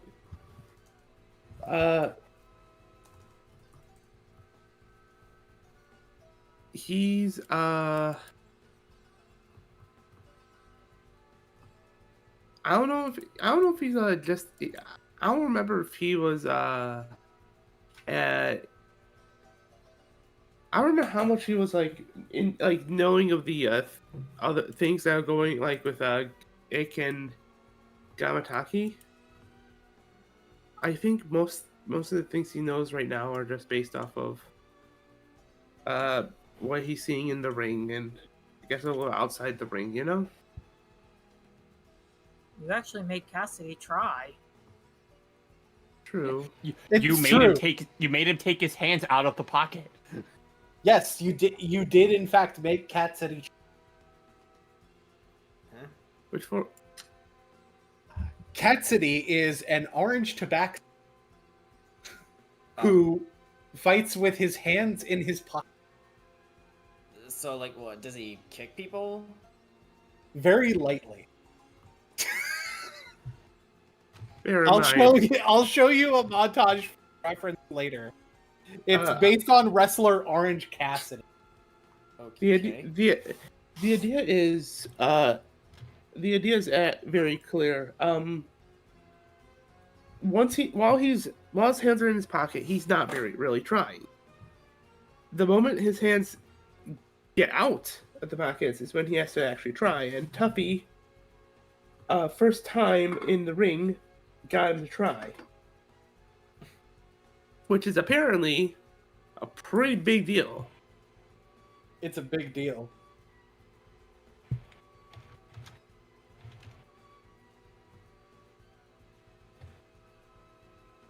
Yeah. One-word responses. Whatever. Okay, wait a minute. Okay, hang on. Who added the gun sound effect? Me. Okay. Gun Mario. Again, okay, I should probably just say this. Be careful adding new sounds because there's only like 8 slots for these. Oh yeah, no. If a slot needs to be removed, I can always do that. Like that. So it's there. It's no longer there. Yeah, I mean, I at least want to be able to do that one thing I wanted to do, but anyway. Oh my god. What? I will say, next session, audience, do be prepared. I have a bit planned if the fake Arlington does approach Eliza, which may or may not happen. You have a thing prepared. It's called. I cast Fireball. Yeah. I mean, she does have Fireball.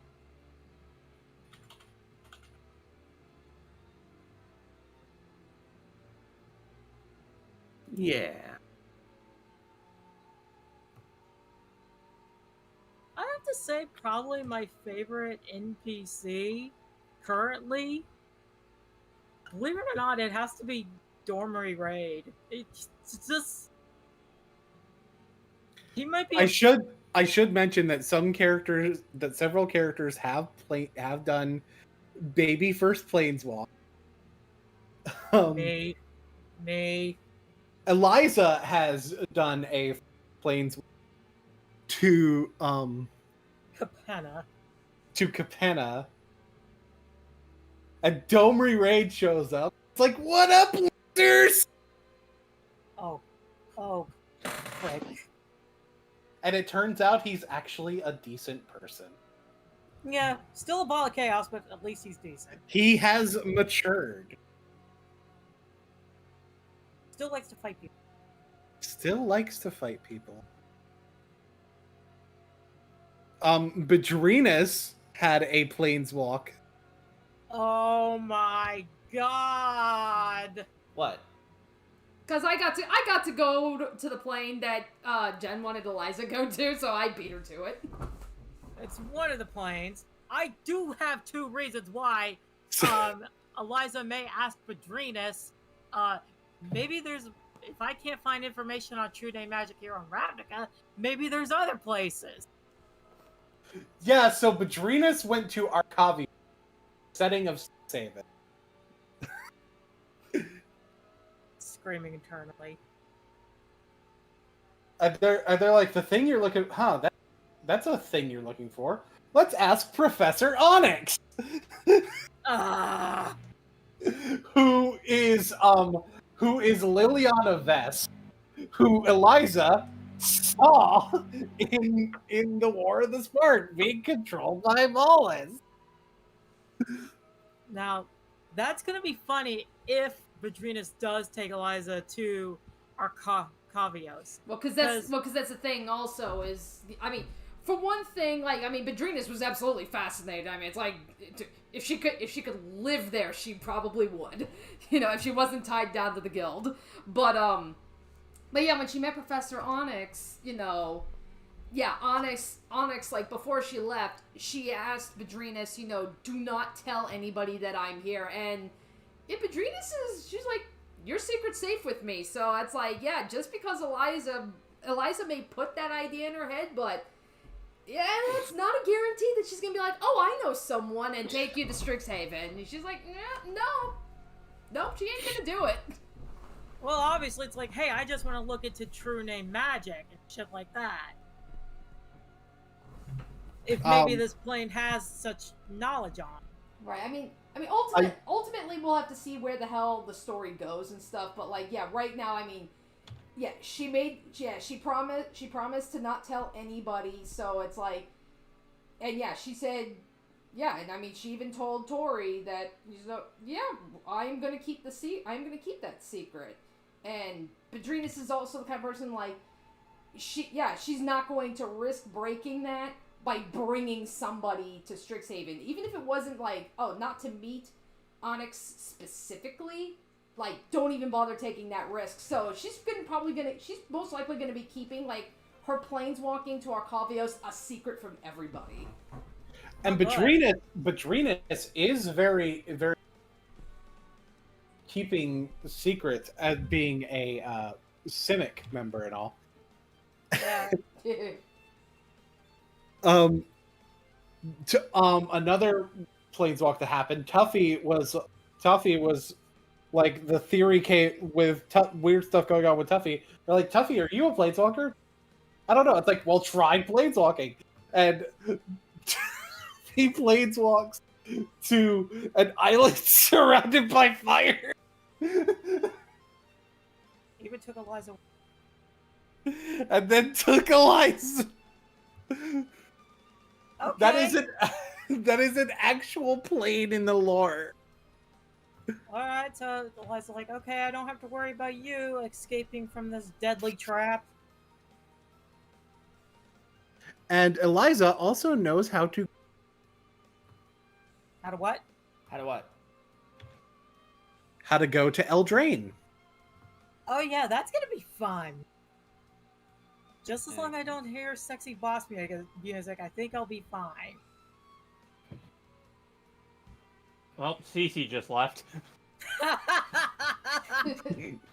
Cece also does not want sexy boss. I will say, I will converse with Ika about it, because the player does like a very particular planeswalker there, so I may try to hook her up with this dude, Mr. Big Huntsman dude. You don't know that Garruk is on Eldraine. I know he. I don't know if you put him on there or not, but I do have a reason to go there. And like I said, Eliza wants to try to find sources of true name magic. Even though I we know all what know. I know what plane I put him on. Oh boy.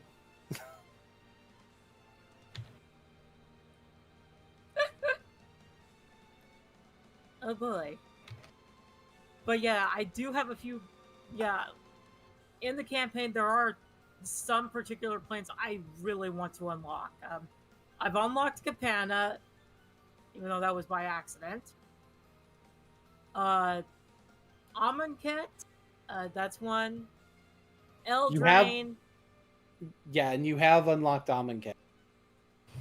Yeah, thanks by to way of going there with. Yeah. Theros is definitely on that list.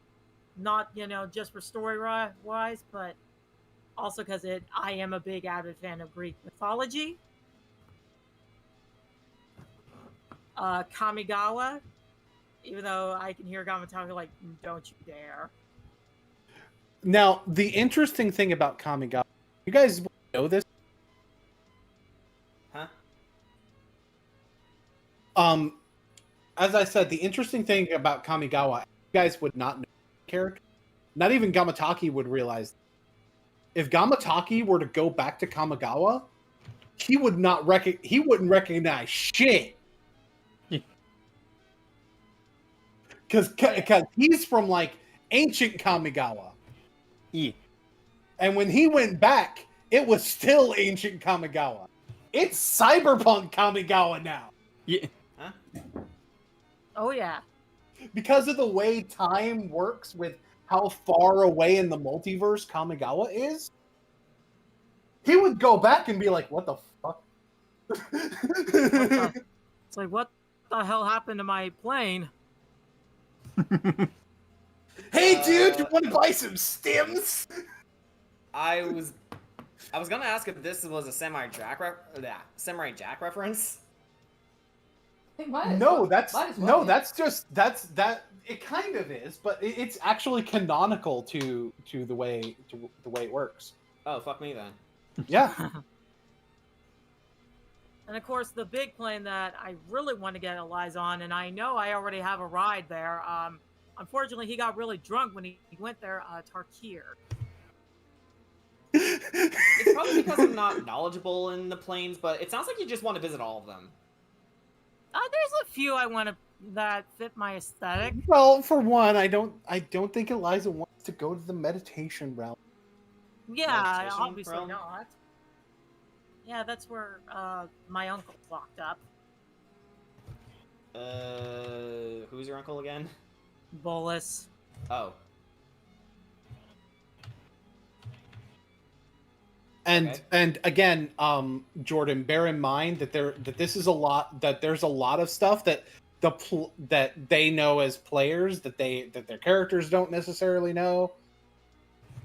Like for instance, Eliza as a character does know about Theros at this point because it's been mentioned.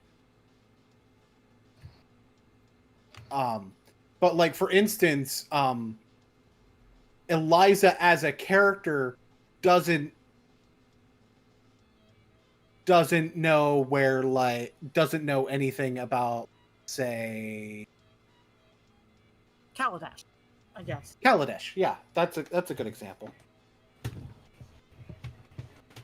And Eliza as a character doesn't know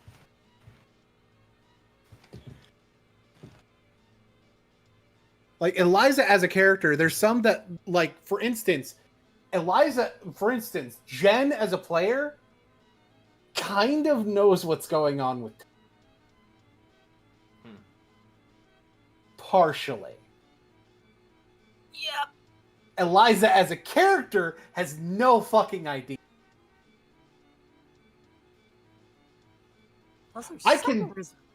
I can tell you guys where Tuffy ended up going to, what the name of that plane is.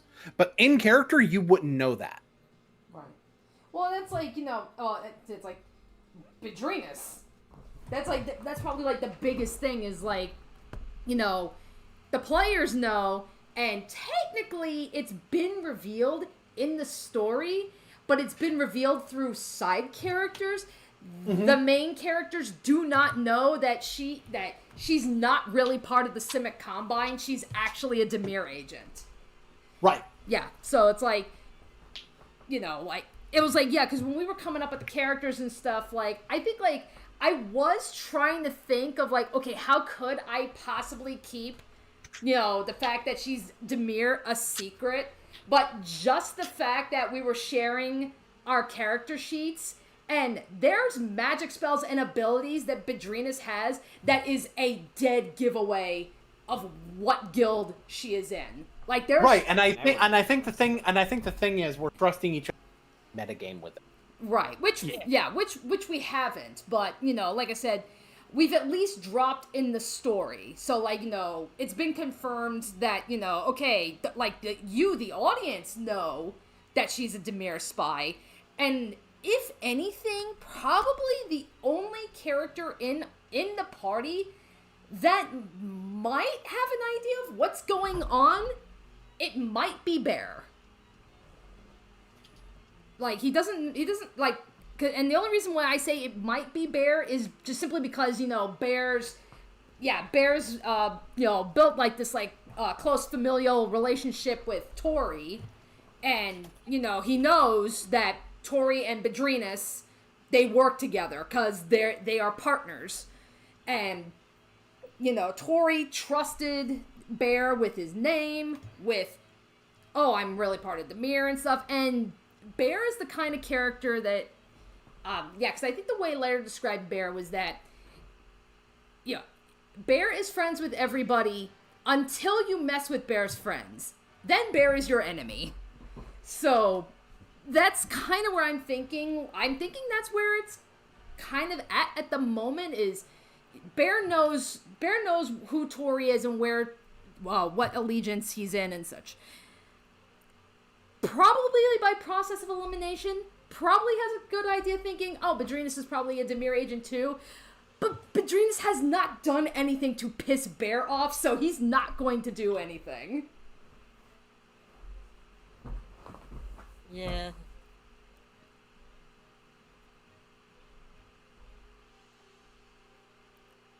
Meanwhile, Liza out here being Orzhov. And the thing is, the rest of the party also doesn't know about Gamataki's. Yeah. Yeah. But the audience knows. You guys know. Yep. But our characters know. Yeah, it's been done on camera. It hasn't been done in character with you guys knowing what's up. Right.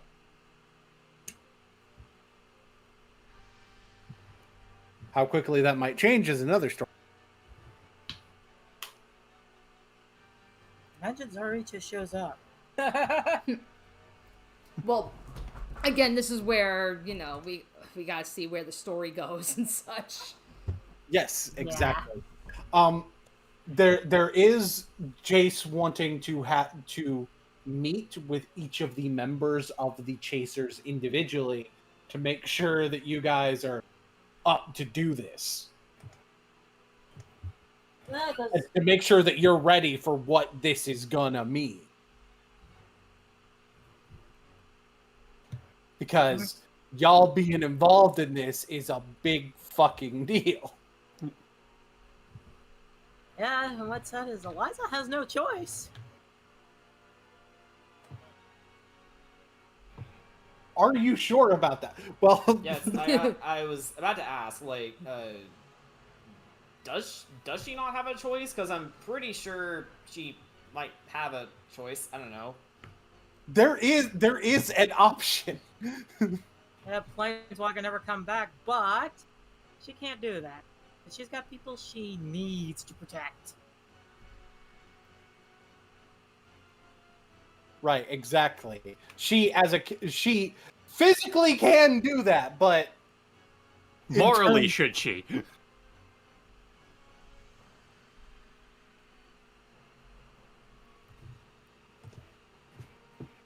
Yeah. Okay, I'm looking at my old sheet here, and like, what's with all this black shit? Oh yeah, the sheet. Yeah. Oh, that must. Yeah, somehow, something happened with the original document that, it got gunked up like Remember that. when we had to do the? Remember when we had to do the new link for the blank character sheet? Oh yeah.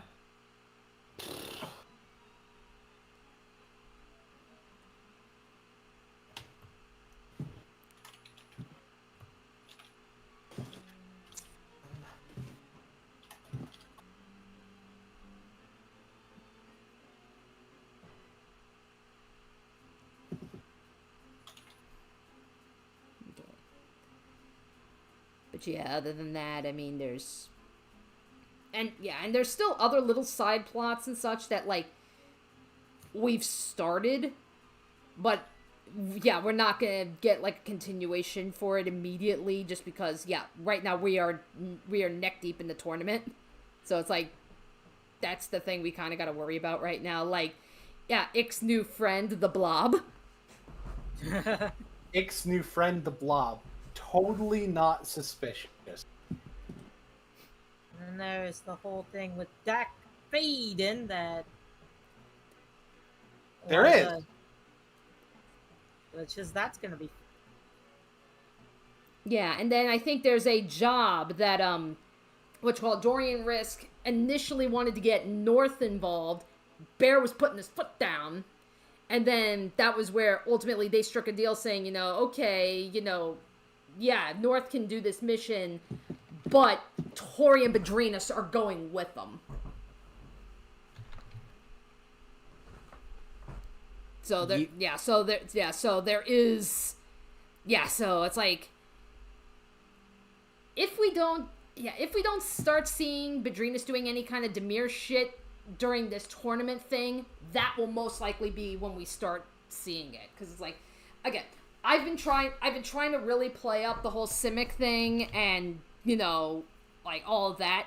I've yet to use any of the abilities that make it a dead giveaway that she is a Demir agent. I haven't found a need. I've not found a need to do any of it yet, but I know the day will come where she will have to do it. One subtle thing I'm not sure if you noticed that I did, because you're looking at Strixhaven stuff as well. Mm-hmm. I know that you have been. How like you were approached by Quandrix before you were approached by any other guild. Yeah. Or any other school. But eventually, with what you were looking for, they sent you over to Witherbloom. Yeah. Yeah, so it's like... now we're going... Yeah, it's like, now we're going into the frickin' the setup of goddamn Strixhaven. He's fun. But I was like... Yeah, because when she first arrived at Strixhaven, she was naturally drawn to Quandrix, which, for those of you who don't know, the College of Quandrix, those are your math nerds. Their slogan is literally, math is magic. So they're all about, like, building, like, magic constructs and shit through geometry and calculus. Which is very different from Simic. Simic is like, essentially biology. Right. The math nerds are the isn't. Yeah, that's why it's so... They're like engineers. Yeah. Meanwhile, like Witherbloom, like this other one that Boone just talked about, that's the college of, like, your life and death. Plants are awesome. Yeah, plants, transformations, that kind of shit. So, technically the kind of stuff that Bedrinas is interested in, like, especially, like, again, with Simic, definitely fits more under the College of Witherbloom than it does Quandrix, which is weird because the Quandrix colors are blue and green, which is the same as the Simic. And the Witherbloom colors are, you have one color from Demir, black, and one color from Simic, green. And Witherbloom is actually much more similar to Golgari, probably any of the other Strixhaven colleges are to their equivalent Ravnica. Right.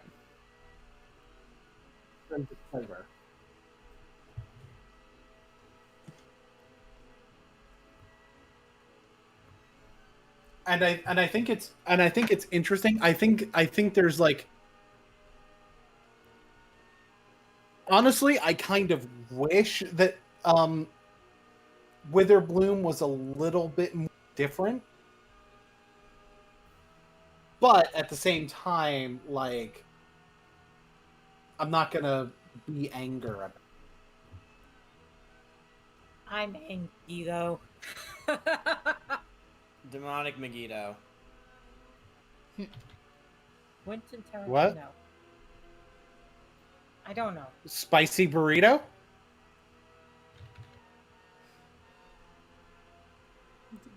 Anyway. Yeah, that's where I was like, I have no idea where we're going with this. That's a segue. So anyway, the Bony Boys. The Bone World Order. Oh yeah, that's a pair of NPCs I introduced in this tournament.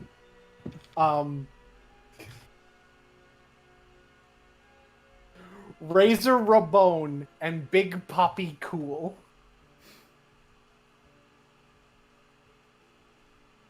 Oh yeah. It's Sans and Papyrus. They're the NWO. That's the bit. I think Big Pappy might be a little bit scared of Eliza, considering this tiny little thing tackled him over.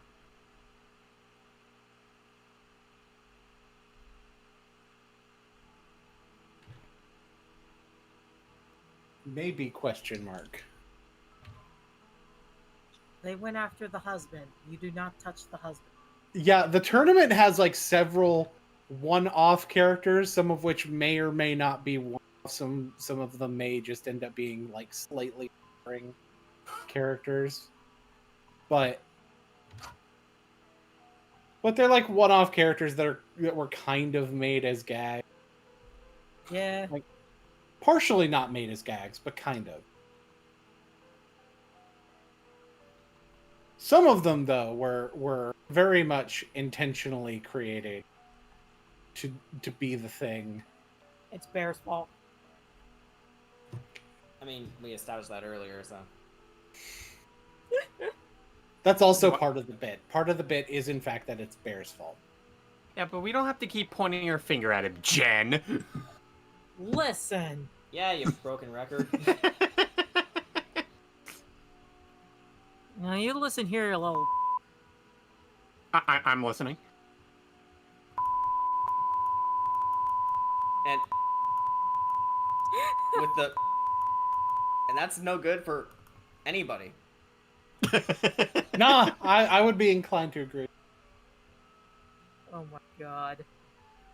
It's like, I had to drag his ass for 5 miles and you had the key the whole fucking time?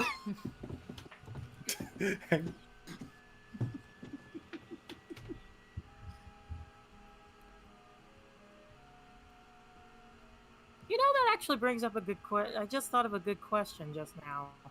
Yeah. I'm not sure if it'll be story relevant, but I mean, it might. What were the other characters doing during the War of the Spark?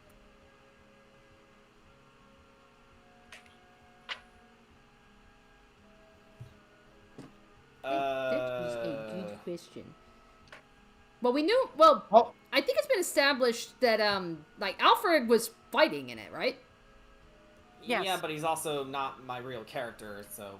I know, but still. Finn was probably younger than you. I'm looking at his sheet right now. He's 23. So. Oh yeah, Finn was bad.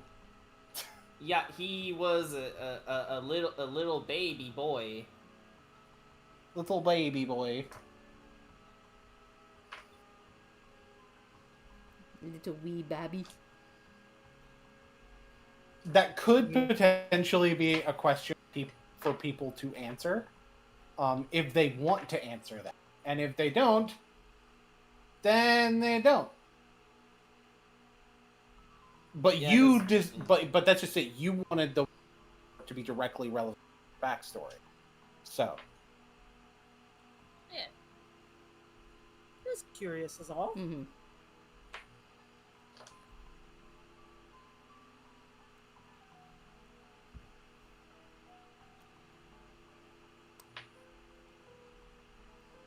Yeah, yeah, because that's where it's like, because truth be told, I really haven't put that much thought into where Bedrenas is during War of the Spark. If anything, I would imagine she was probably staying the fuck out of it, because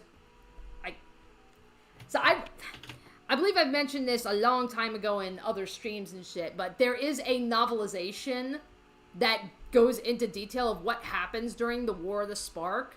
We don't talk about the novel. I know the novel. No, trust me, I know the novel sucks eggs. But yeah, don't. Just go I have retconned so many things. Throw it in the pyre. Yeah. No joke. Wizards has also retconned. You know the part where Chandra says she's straight and isn't into Nissa? No. They retconned that. In the ending of March of the Machine, they retconned that. Yay, they're gay. We support the gays. Yeah, but it's like they made a point during the War of the Spark with these soldiers, the Eternals. They made a point that with the way Liliana was controlling them, like, yeah, the Eternals will they'll go after people, they'll go after planeswalkers, they'll take their sparks and such.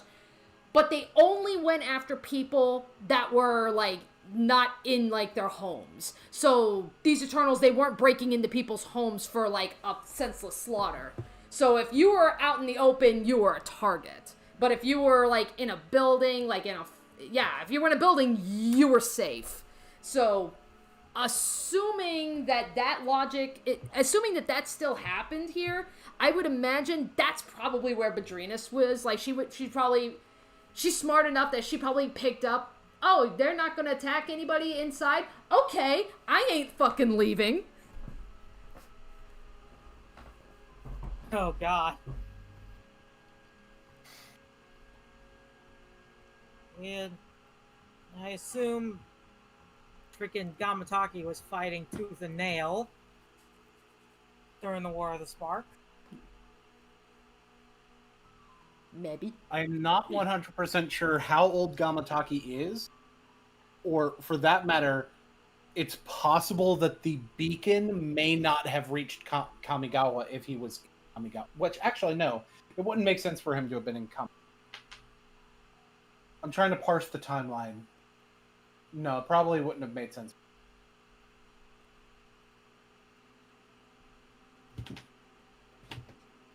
Yeah, because you probably would have left, like, pretty quickly after the slaughter, right? Yeah. Yeah, so you would have just gone... So yeah, you would have been fighting. If you were old enough. It's been established that you and Zaida are rivals/friends. Yeah. So I don't know. You're probably not that. I know. Yeah, like more specifically, it feels like he definitely wasn't part of the war.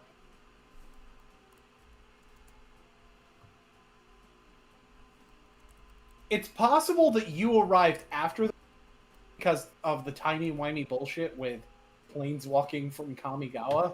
Yeah. Because, boy, does that fuck up timelines. Almost as much as Sarkhan does. But anyway. Oh, God.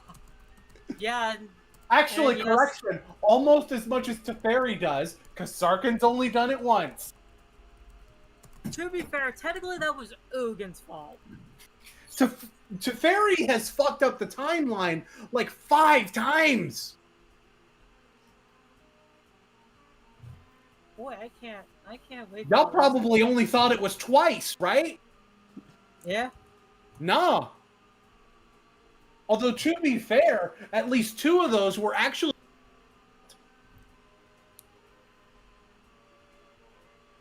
Oh, God, I can't wait for Eliza to meet Sarkhan Ball. That's going to be fun. There's a video on Spice 8 Rex channel that's the complete story of Magic the Gathering. It is... I know the lore behind Magic the Gathering is just shit-chucking insane. I'm very well aware because I've listened to like videos and such, being like, okay, let me try and learn a little bit more about this, and it's like 5 minutes in, it's like my brain goes blue screen. It's just So it's Kingdom Hearts. Yeah, it's like it's just shit-chucking insane. So it's Kingdom Hearts. Well, I think it's just more so there's. I don't know necessarily Kingdom Hearts. Like Kingdom Hearts just likes to retcon themselves every damn game. Like Magic the Gathering, it's just there's. Well, Magic the Gathering about every 10 years or so. So do they. So it is Kingdom Hearts. Kingdom Hearts. How many? Like Chandra's backstory has been retconned. Like originally, her parents were dead. And that one did not involve timing, unless the Tarkir timeline changed the entire multiverse. And if it did, that doesn't make any sense. Why is a bunch of other shit not different? My brain when trying to parse the time. This is why I'm just using it as like a loose framework. I'm not. I can't. I know nothing Did about you know that Ugin was originally not supposed to be brother? Wow. They retconned that into existence. Great. Fucking wizards. Because literally, Ugin was supposed to be like part of the world of Tarkir. That's why the whole story with him is in Tarkir. But they basically, before it was printed, retconned him into being like, I'm Bolus's brother, even though it makes zero sense, because Bolus is. It would make more sense if Bolus was 5 colors. Because then you have all colors, no colors, and there's symmetry there, and it works. God, I hate the lore sometimes. This is why I make up my own shit. There you go. There you go, Jordan. Just follow Boone's shit. Yeah, Boone writes the lore of Magic the Gathering now. Okay. For real.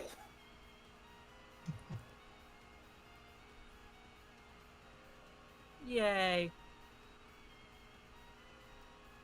I mean, that's sort of what I do for D&D lore, because like I think it's a really stupid thing that there are ontologically evil races or people who are just, you know, the token minority group like the tieflings. And it's just like, no, that's inflexible as fuck. Oh boy. And from what I've seen, Baldur's Gate 3 seems to really lean into some of these archaic ideas, like all Gith are evil, or all tieflings are oppressed, or every mind flayer is a shitbag. Okay, maybe not all of them. I don't know, but I wish I had the game to actually know.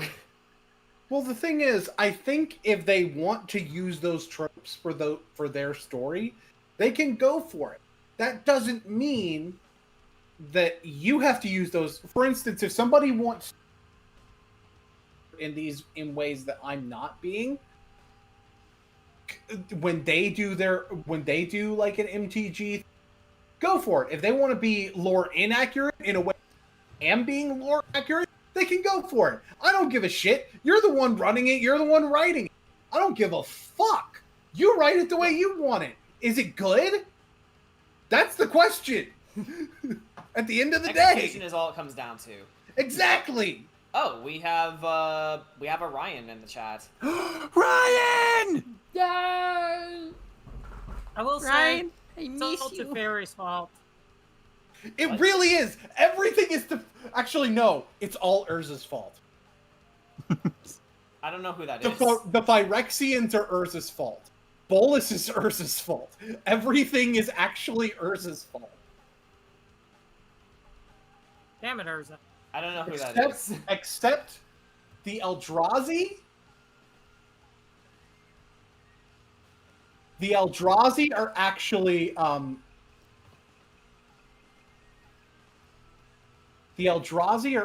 Nissa's fault. That is true. She was the one who unlocked them. Yeah, it's like Nissa's like, hey, I'm just gonna release these guys. So the Sword's like, that's stupid. So You're it's like, stupid for thinking it. It's like, bitch, don't do it. Don't do it. Ah, fuck, she did. I love Nissa, but oh my god, girl. Which, yeah,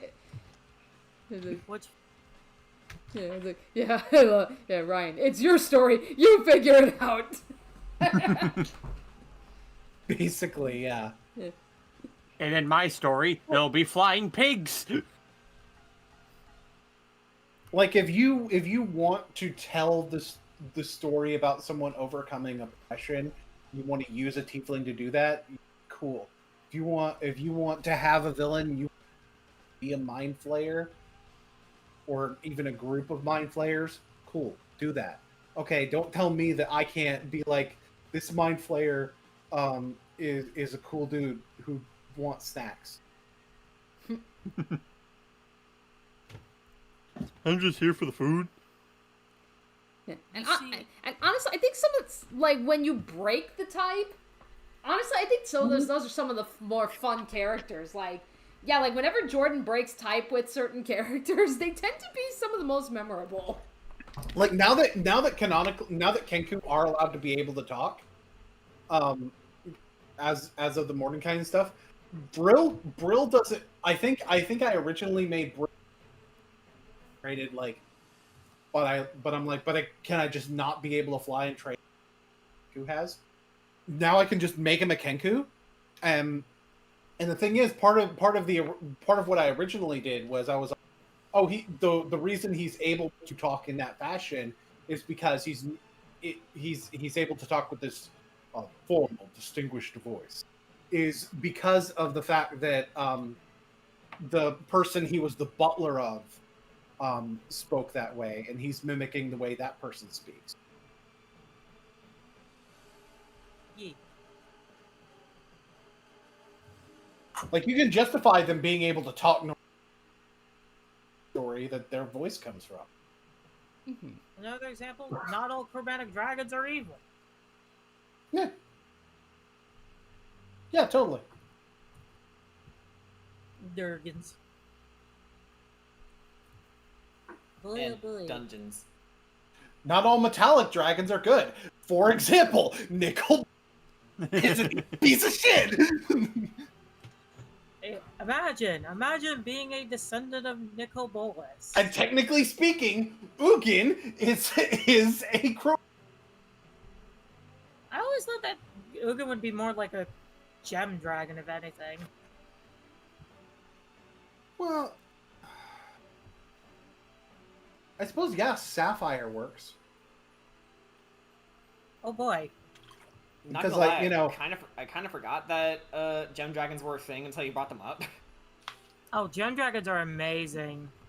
I mean, yeah, I know and that. I know that. It's just I kind of forgot about them. and I think it's fun to see how, like, to see how I can fit something that doesn't go in this box into this box.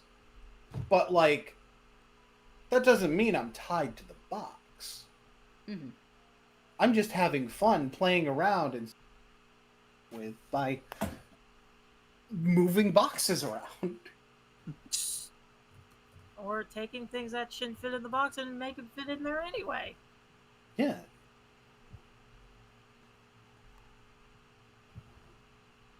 Sometimes I take that approach to deck construction in MTG as well.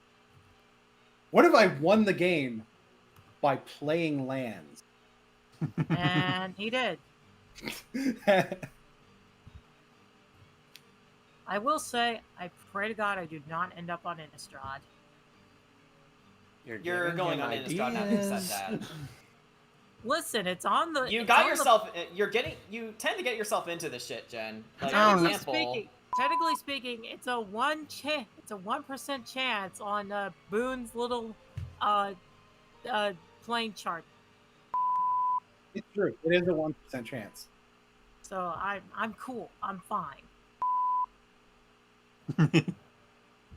Chances are very slim.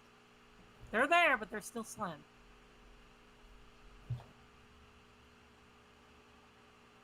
Of course, you could wind up in several other places that have vampires.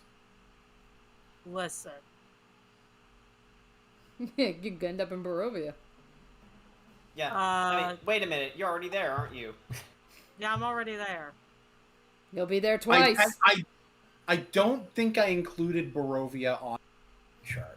Aw.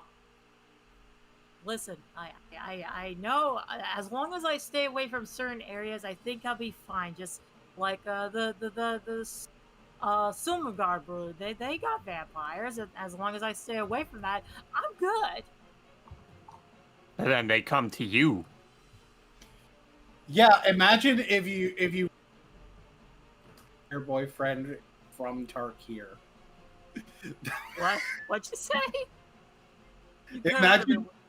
Imagine if you wind up with a Simic vampire boyfriend From Tarkir.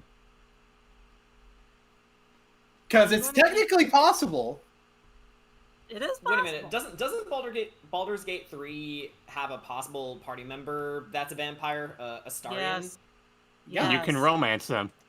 Yeah. Yeah, it's somehow like I could totally see because the whole thing with Eliza with her polyamory, she always says, I can't help it if people are just naturally drawn to me. A vampire's drawn to her, and she's like, oh, not interested. Padrinas, oh, now you have standards. No. The whole bit with that is that she goes up to Padrinas like, listen, once I meet Sarkon, the boys will stop coming. Padrinas goes instantly to Kaya, for the love of God, please bring Sarkon here. Oh yes, yeah. That's it. Yeah, it's like honestly, I think that's like probably one of the more fun relationships right now with Badrinas, because it's like, admittedly, right now Badrinas is very much keeping to herself, but like the couple of people she's role played with, like I know she's done a little bit of stuff with Ick, and it's just usually because Ick's like, it's like, okay, we're gonna do some sneaky shit, and it's like, okay. Gamataki is just like, I think if anything, like Gamataki kind of brings out like the more devious side of Adrena's, like, yeah, because it'll be like, oh hey, let's go set up this trap. Okay, let's go. But then you get like Eliza, because Eliza and Badrinas prior to the campaign, they already knew each other, and it's like. It's weird because it's like, 1 minute it's like, they get along great. If they're hunting down information, they make a great team. But then Eliza will do something like she starts hitting on guys, and then that just drives Badrinas crazy. Like, why does it drive you crazy? I really want to know. Well, I think it's, if anything, like right now, it's always like, it's always at the worst freaking times. It's like, it's like, hey, we came to the arena to try to like come up with exit plans, and here you are flirting with the combatants. What the fuck? Technically speaking, I was flirting with one. That's still a combatant. Right. You stupid fuck. Stupid. I have a +3 in it. Oh, I'm sorry. You stupid. I cast Fireball. There's literally a soundboard for that. I cast Fireball. And you know what? You're gonna hear it again. I cast Fireball. Action search fireball. Man, why is that? Hang on. Let me turn it down here. There we go. Let's try again. So, fun facts about vampires and Gathering. There are. So, vampires are primarily in black. The secondary color is red. However, Simic is, I think, the only no vampire cards. That doesn't mean I can't make up a character that's. Don't go there. There's justifications. Did you know that the first vampire on Zendikar was actually black, green, and blue? So technically speaking, I could very well justify green and blue vampire character.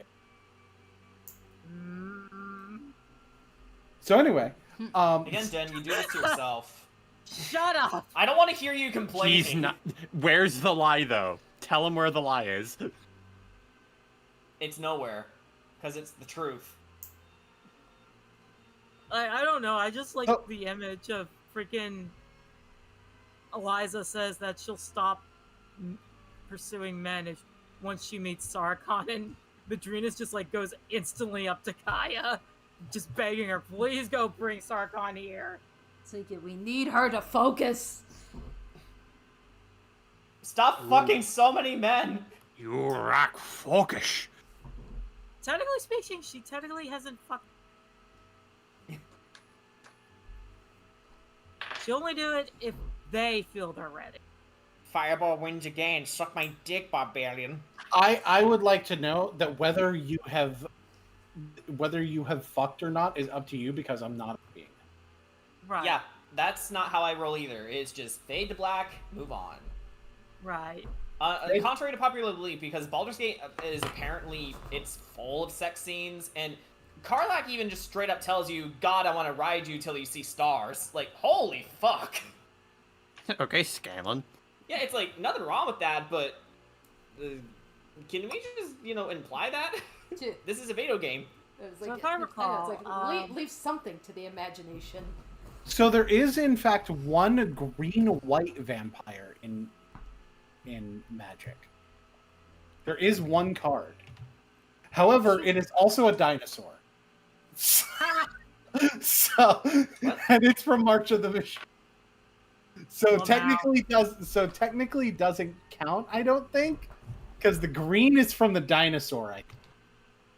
I hope it.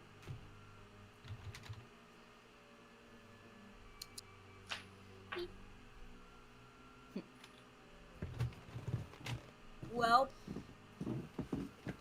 Yeah, because Mavrin is because Galta and Mavrin. Galta's a green dinosaur.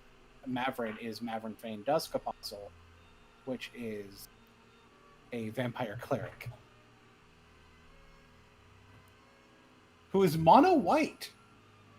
You know, call me weird, but I always have this suspicion that freaking Severus is a cleric. I don't know why.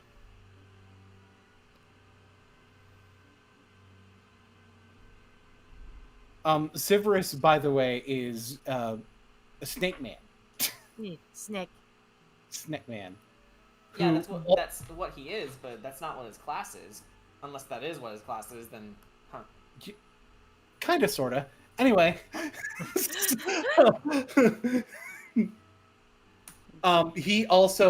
He in fact also has multiple partners. One of which he shares with Eliza. Yeah.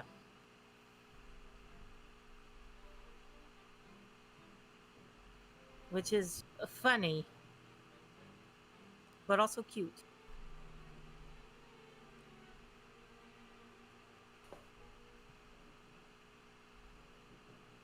And I kind of have listed what orientation of most of the characters is.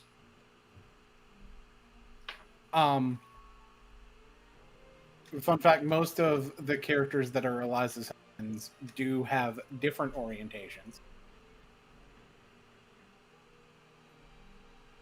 I think you said that Kensuke is sacredly bi or closet bi. Yes. Like, different to some degree, basically. They aren't exactly the same orientation. Fun fact. I know Eliza is pretty much straight. Yeah.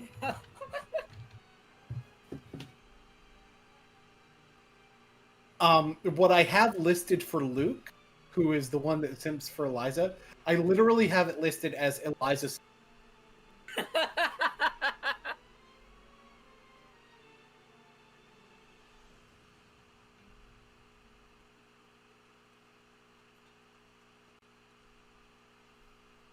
And it is literally his belief that, like, he cannot keep Eliza to himself. It's not fair to the rest of the world. Yeah. He's sweet. The sweet boy. Although the other partners think that he's a fucking nerd. They're sort of right. He is a paladin. But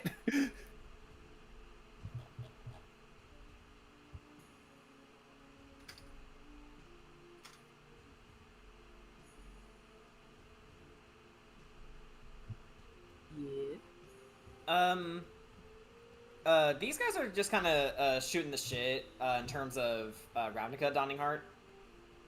Yeah.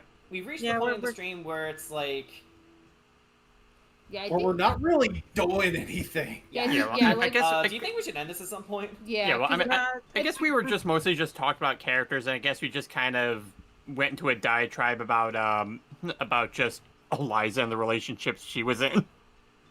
Yeah, that's my bad. I am sorry. Yeah, like, I think, in fairness, I think that's another reason why I was kind of losing touch with the campaign initially, because it was sort of turning into the Eliza show. Which in a D&D campaign is a bad idea, because you do not want main characters. Yeah, I will say I did not mean to have Eliza be the main character. Like, not gonna lie, I just made her divide.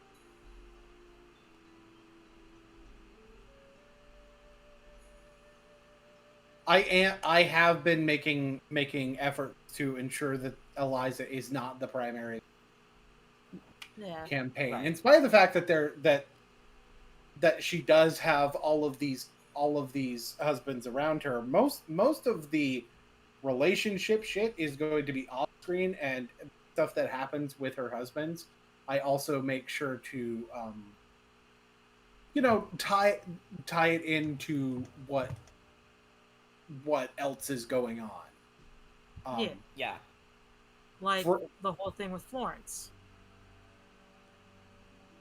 Yeah, there's a storyline with accused that someone in his family was involved with the murder of ex-parents. There's Zaida, like, who is connected to Gamataki. Luke also becoming Gamataki's partner. That was done very much intentionally. Like, there's a reason that right now Zadok, for example, who is her Demir husband, is not getting a whole lot. Yeah, he does things in the shadows, and Eliza does have him stay at home with her mother, so that way he could protect her mother. Right, like, generally speaking, it's kind of a rotating door with who's relevant and who's not. And it also partially depends on, like, what can I do that doesn't just involve. Like, E is also tied with Bear's story with North, for example. Oh yeah, E.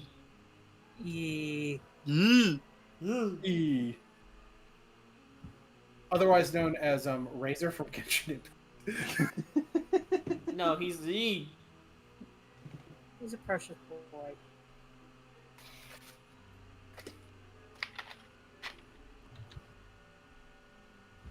Yeah. I think we should probably wrap this up.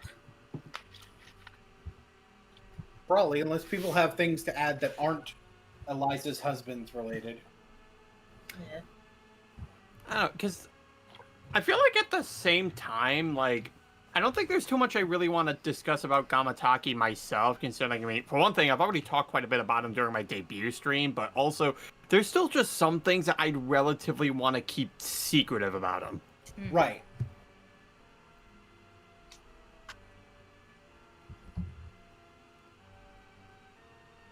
I mean, I think all of us, like, really, when we think about it, there's going to be things, like, that we've all,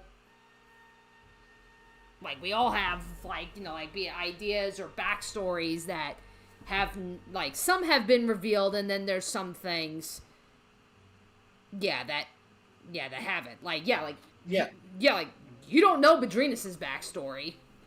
Right. And the thing is, in some cases, if players don't really give me something to already have involved, I take what they've already got and I'm like, let's see if I can add to add a little bit of spice that the player may not, that even the player doesn't already know about. It adds to what we can explore with their character. Yeah. Because that's part of my job, is to explore things to do with everybody's character, and that's just it. Another part connecting characters together and having fun time. And plus, there are things I have not revealed about Eliza, what she has seen.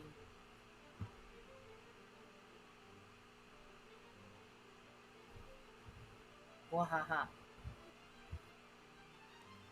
Alrighty then. So I guess, I guess at this point, good point to start wrapping it up. Yeah. Yeah, I'd say so. Alrighty. Okay, so then in that case, so 2 weeks from now, on the 23rd, for certain this time, we will be doing our next Ravnica session. Shit about to go down. Heck yeah. Enjoy your night, peoples. Mm-hmm. Since TP isn't here to say this, I think there's only one thing that we can agree upon. I believe so. And I believe the thing we can agree on is fucking Hoopa. Fucking Hoopa. Fucking Hoopa! Please tell me it landed on that note. So yes, fucking Hoopa. I will convince Crafty to make a fucking Hoopa card. Well, you could pay him to do it. I bet he'll do it.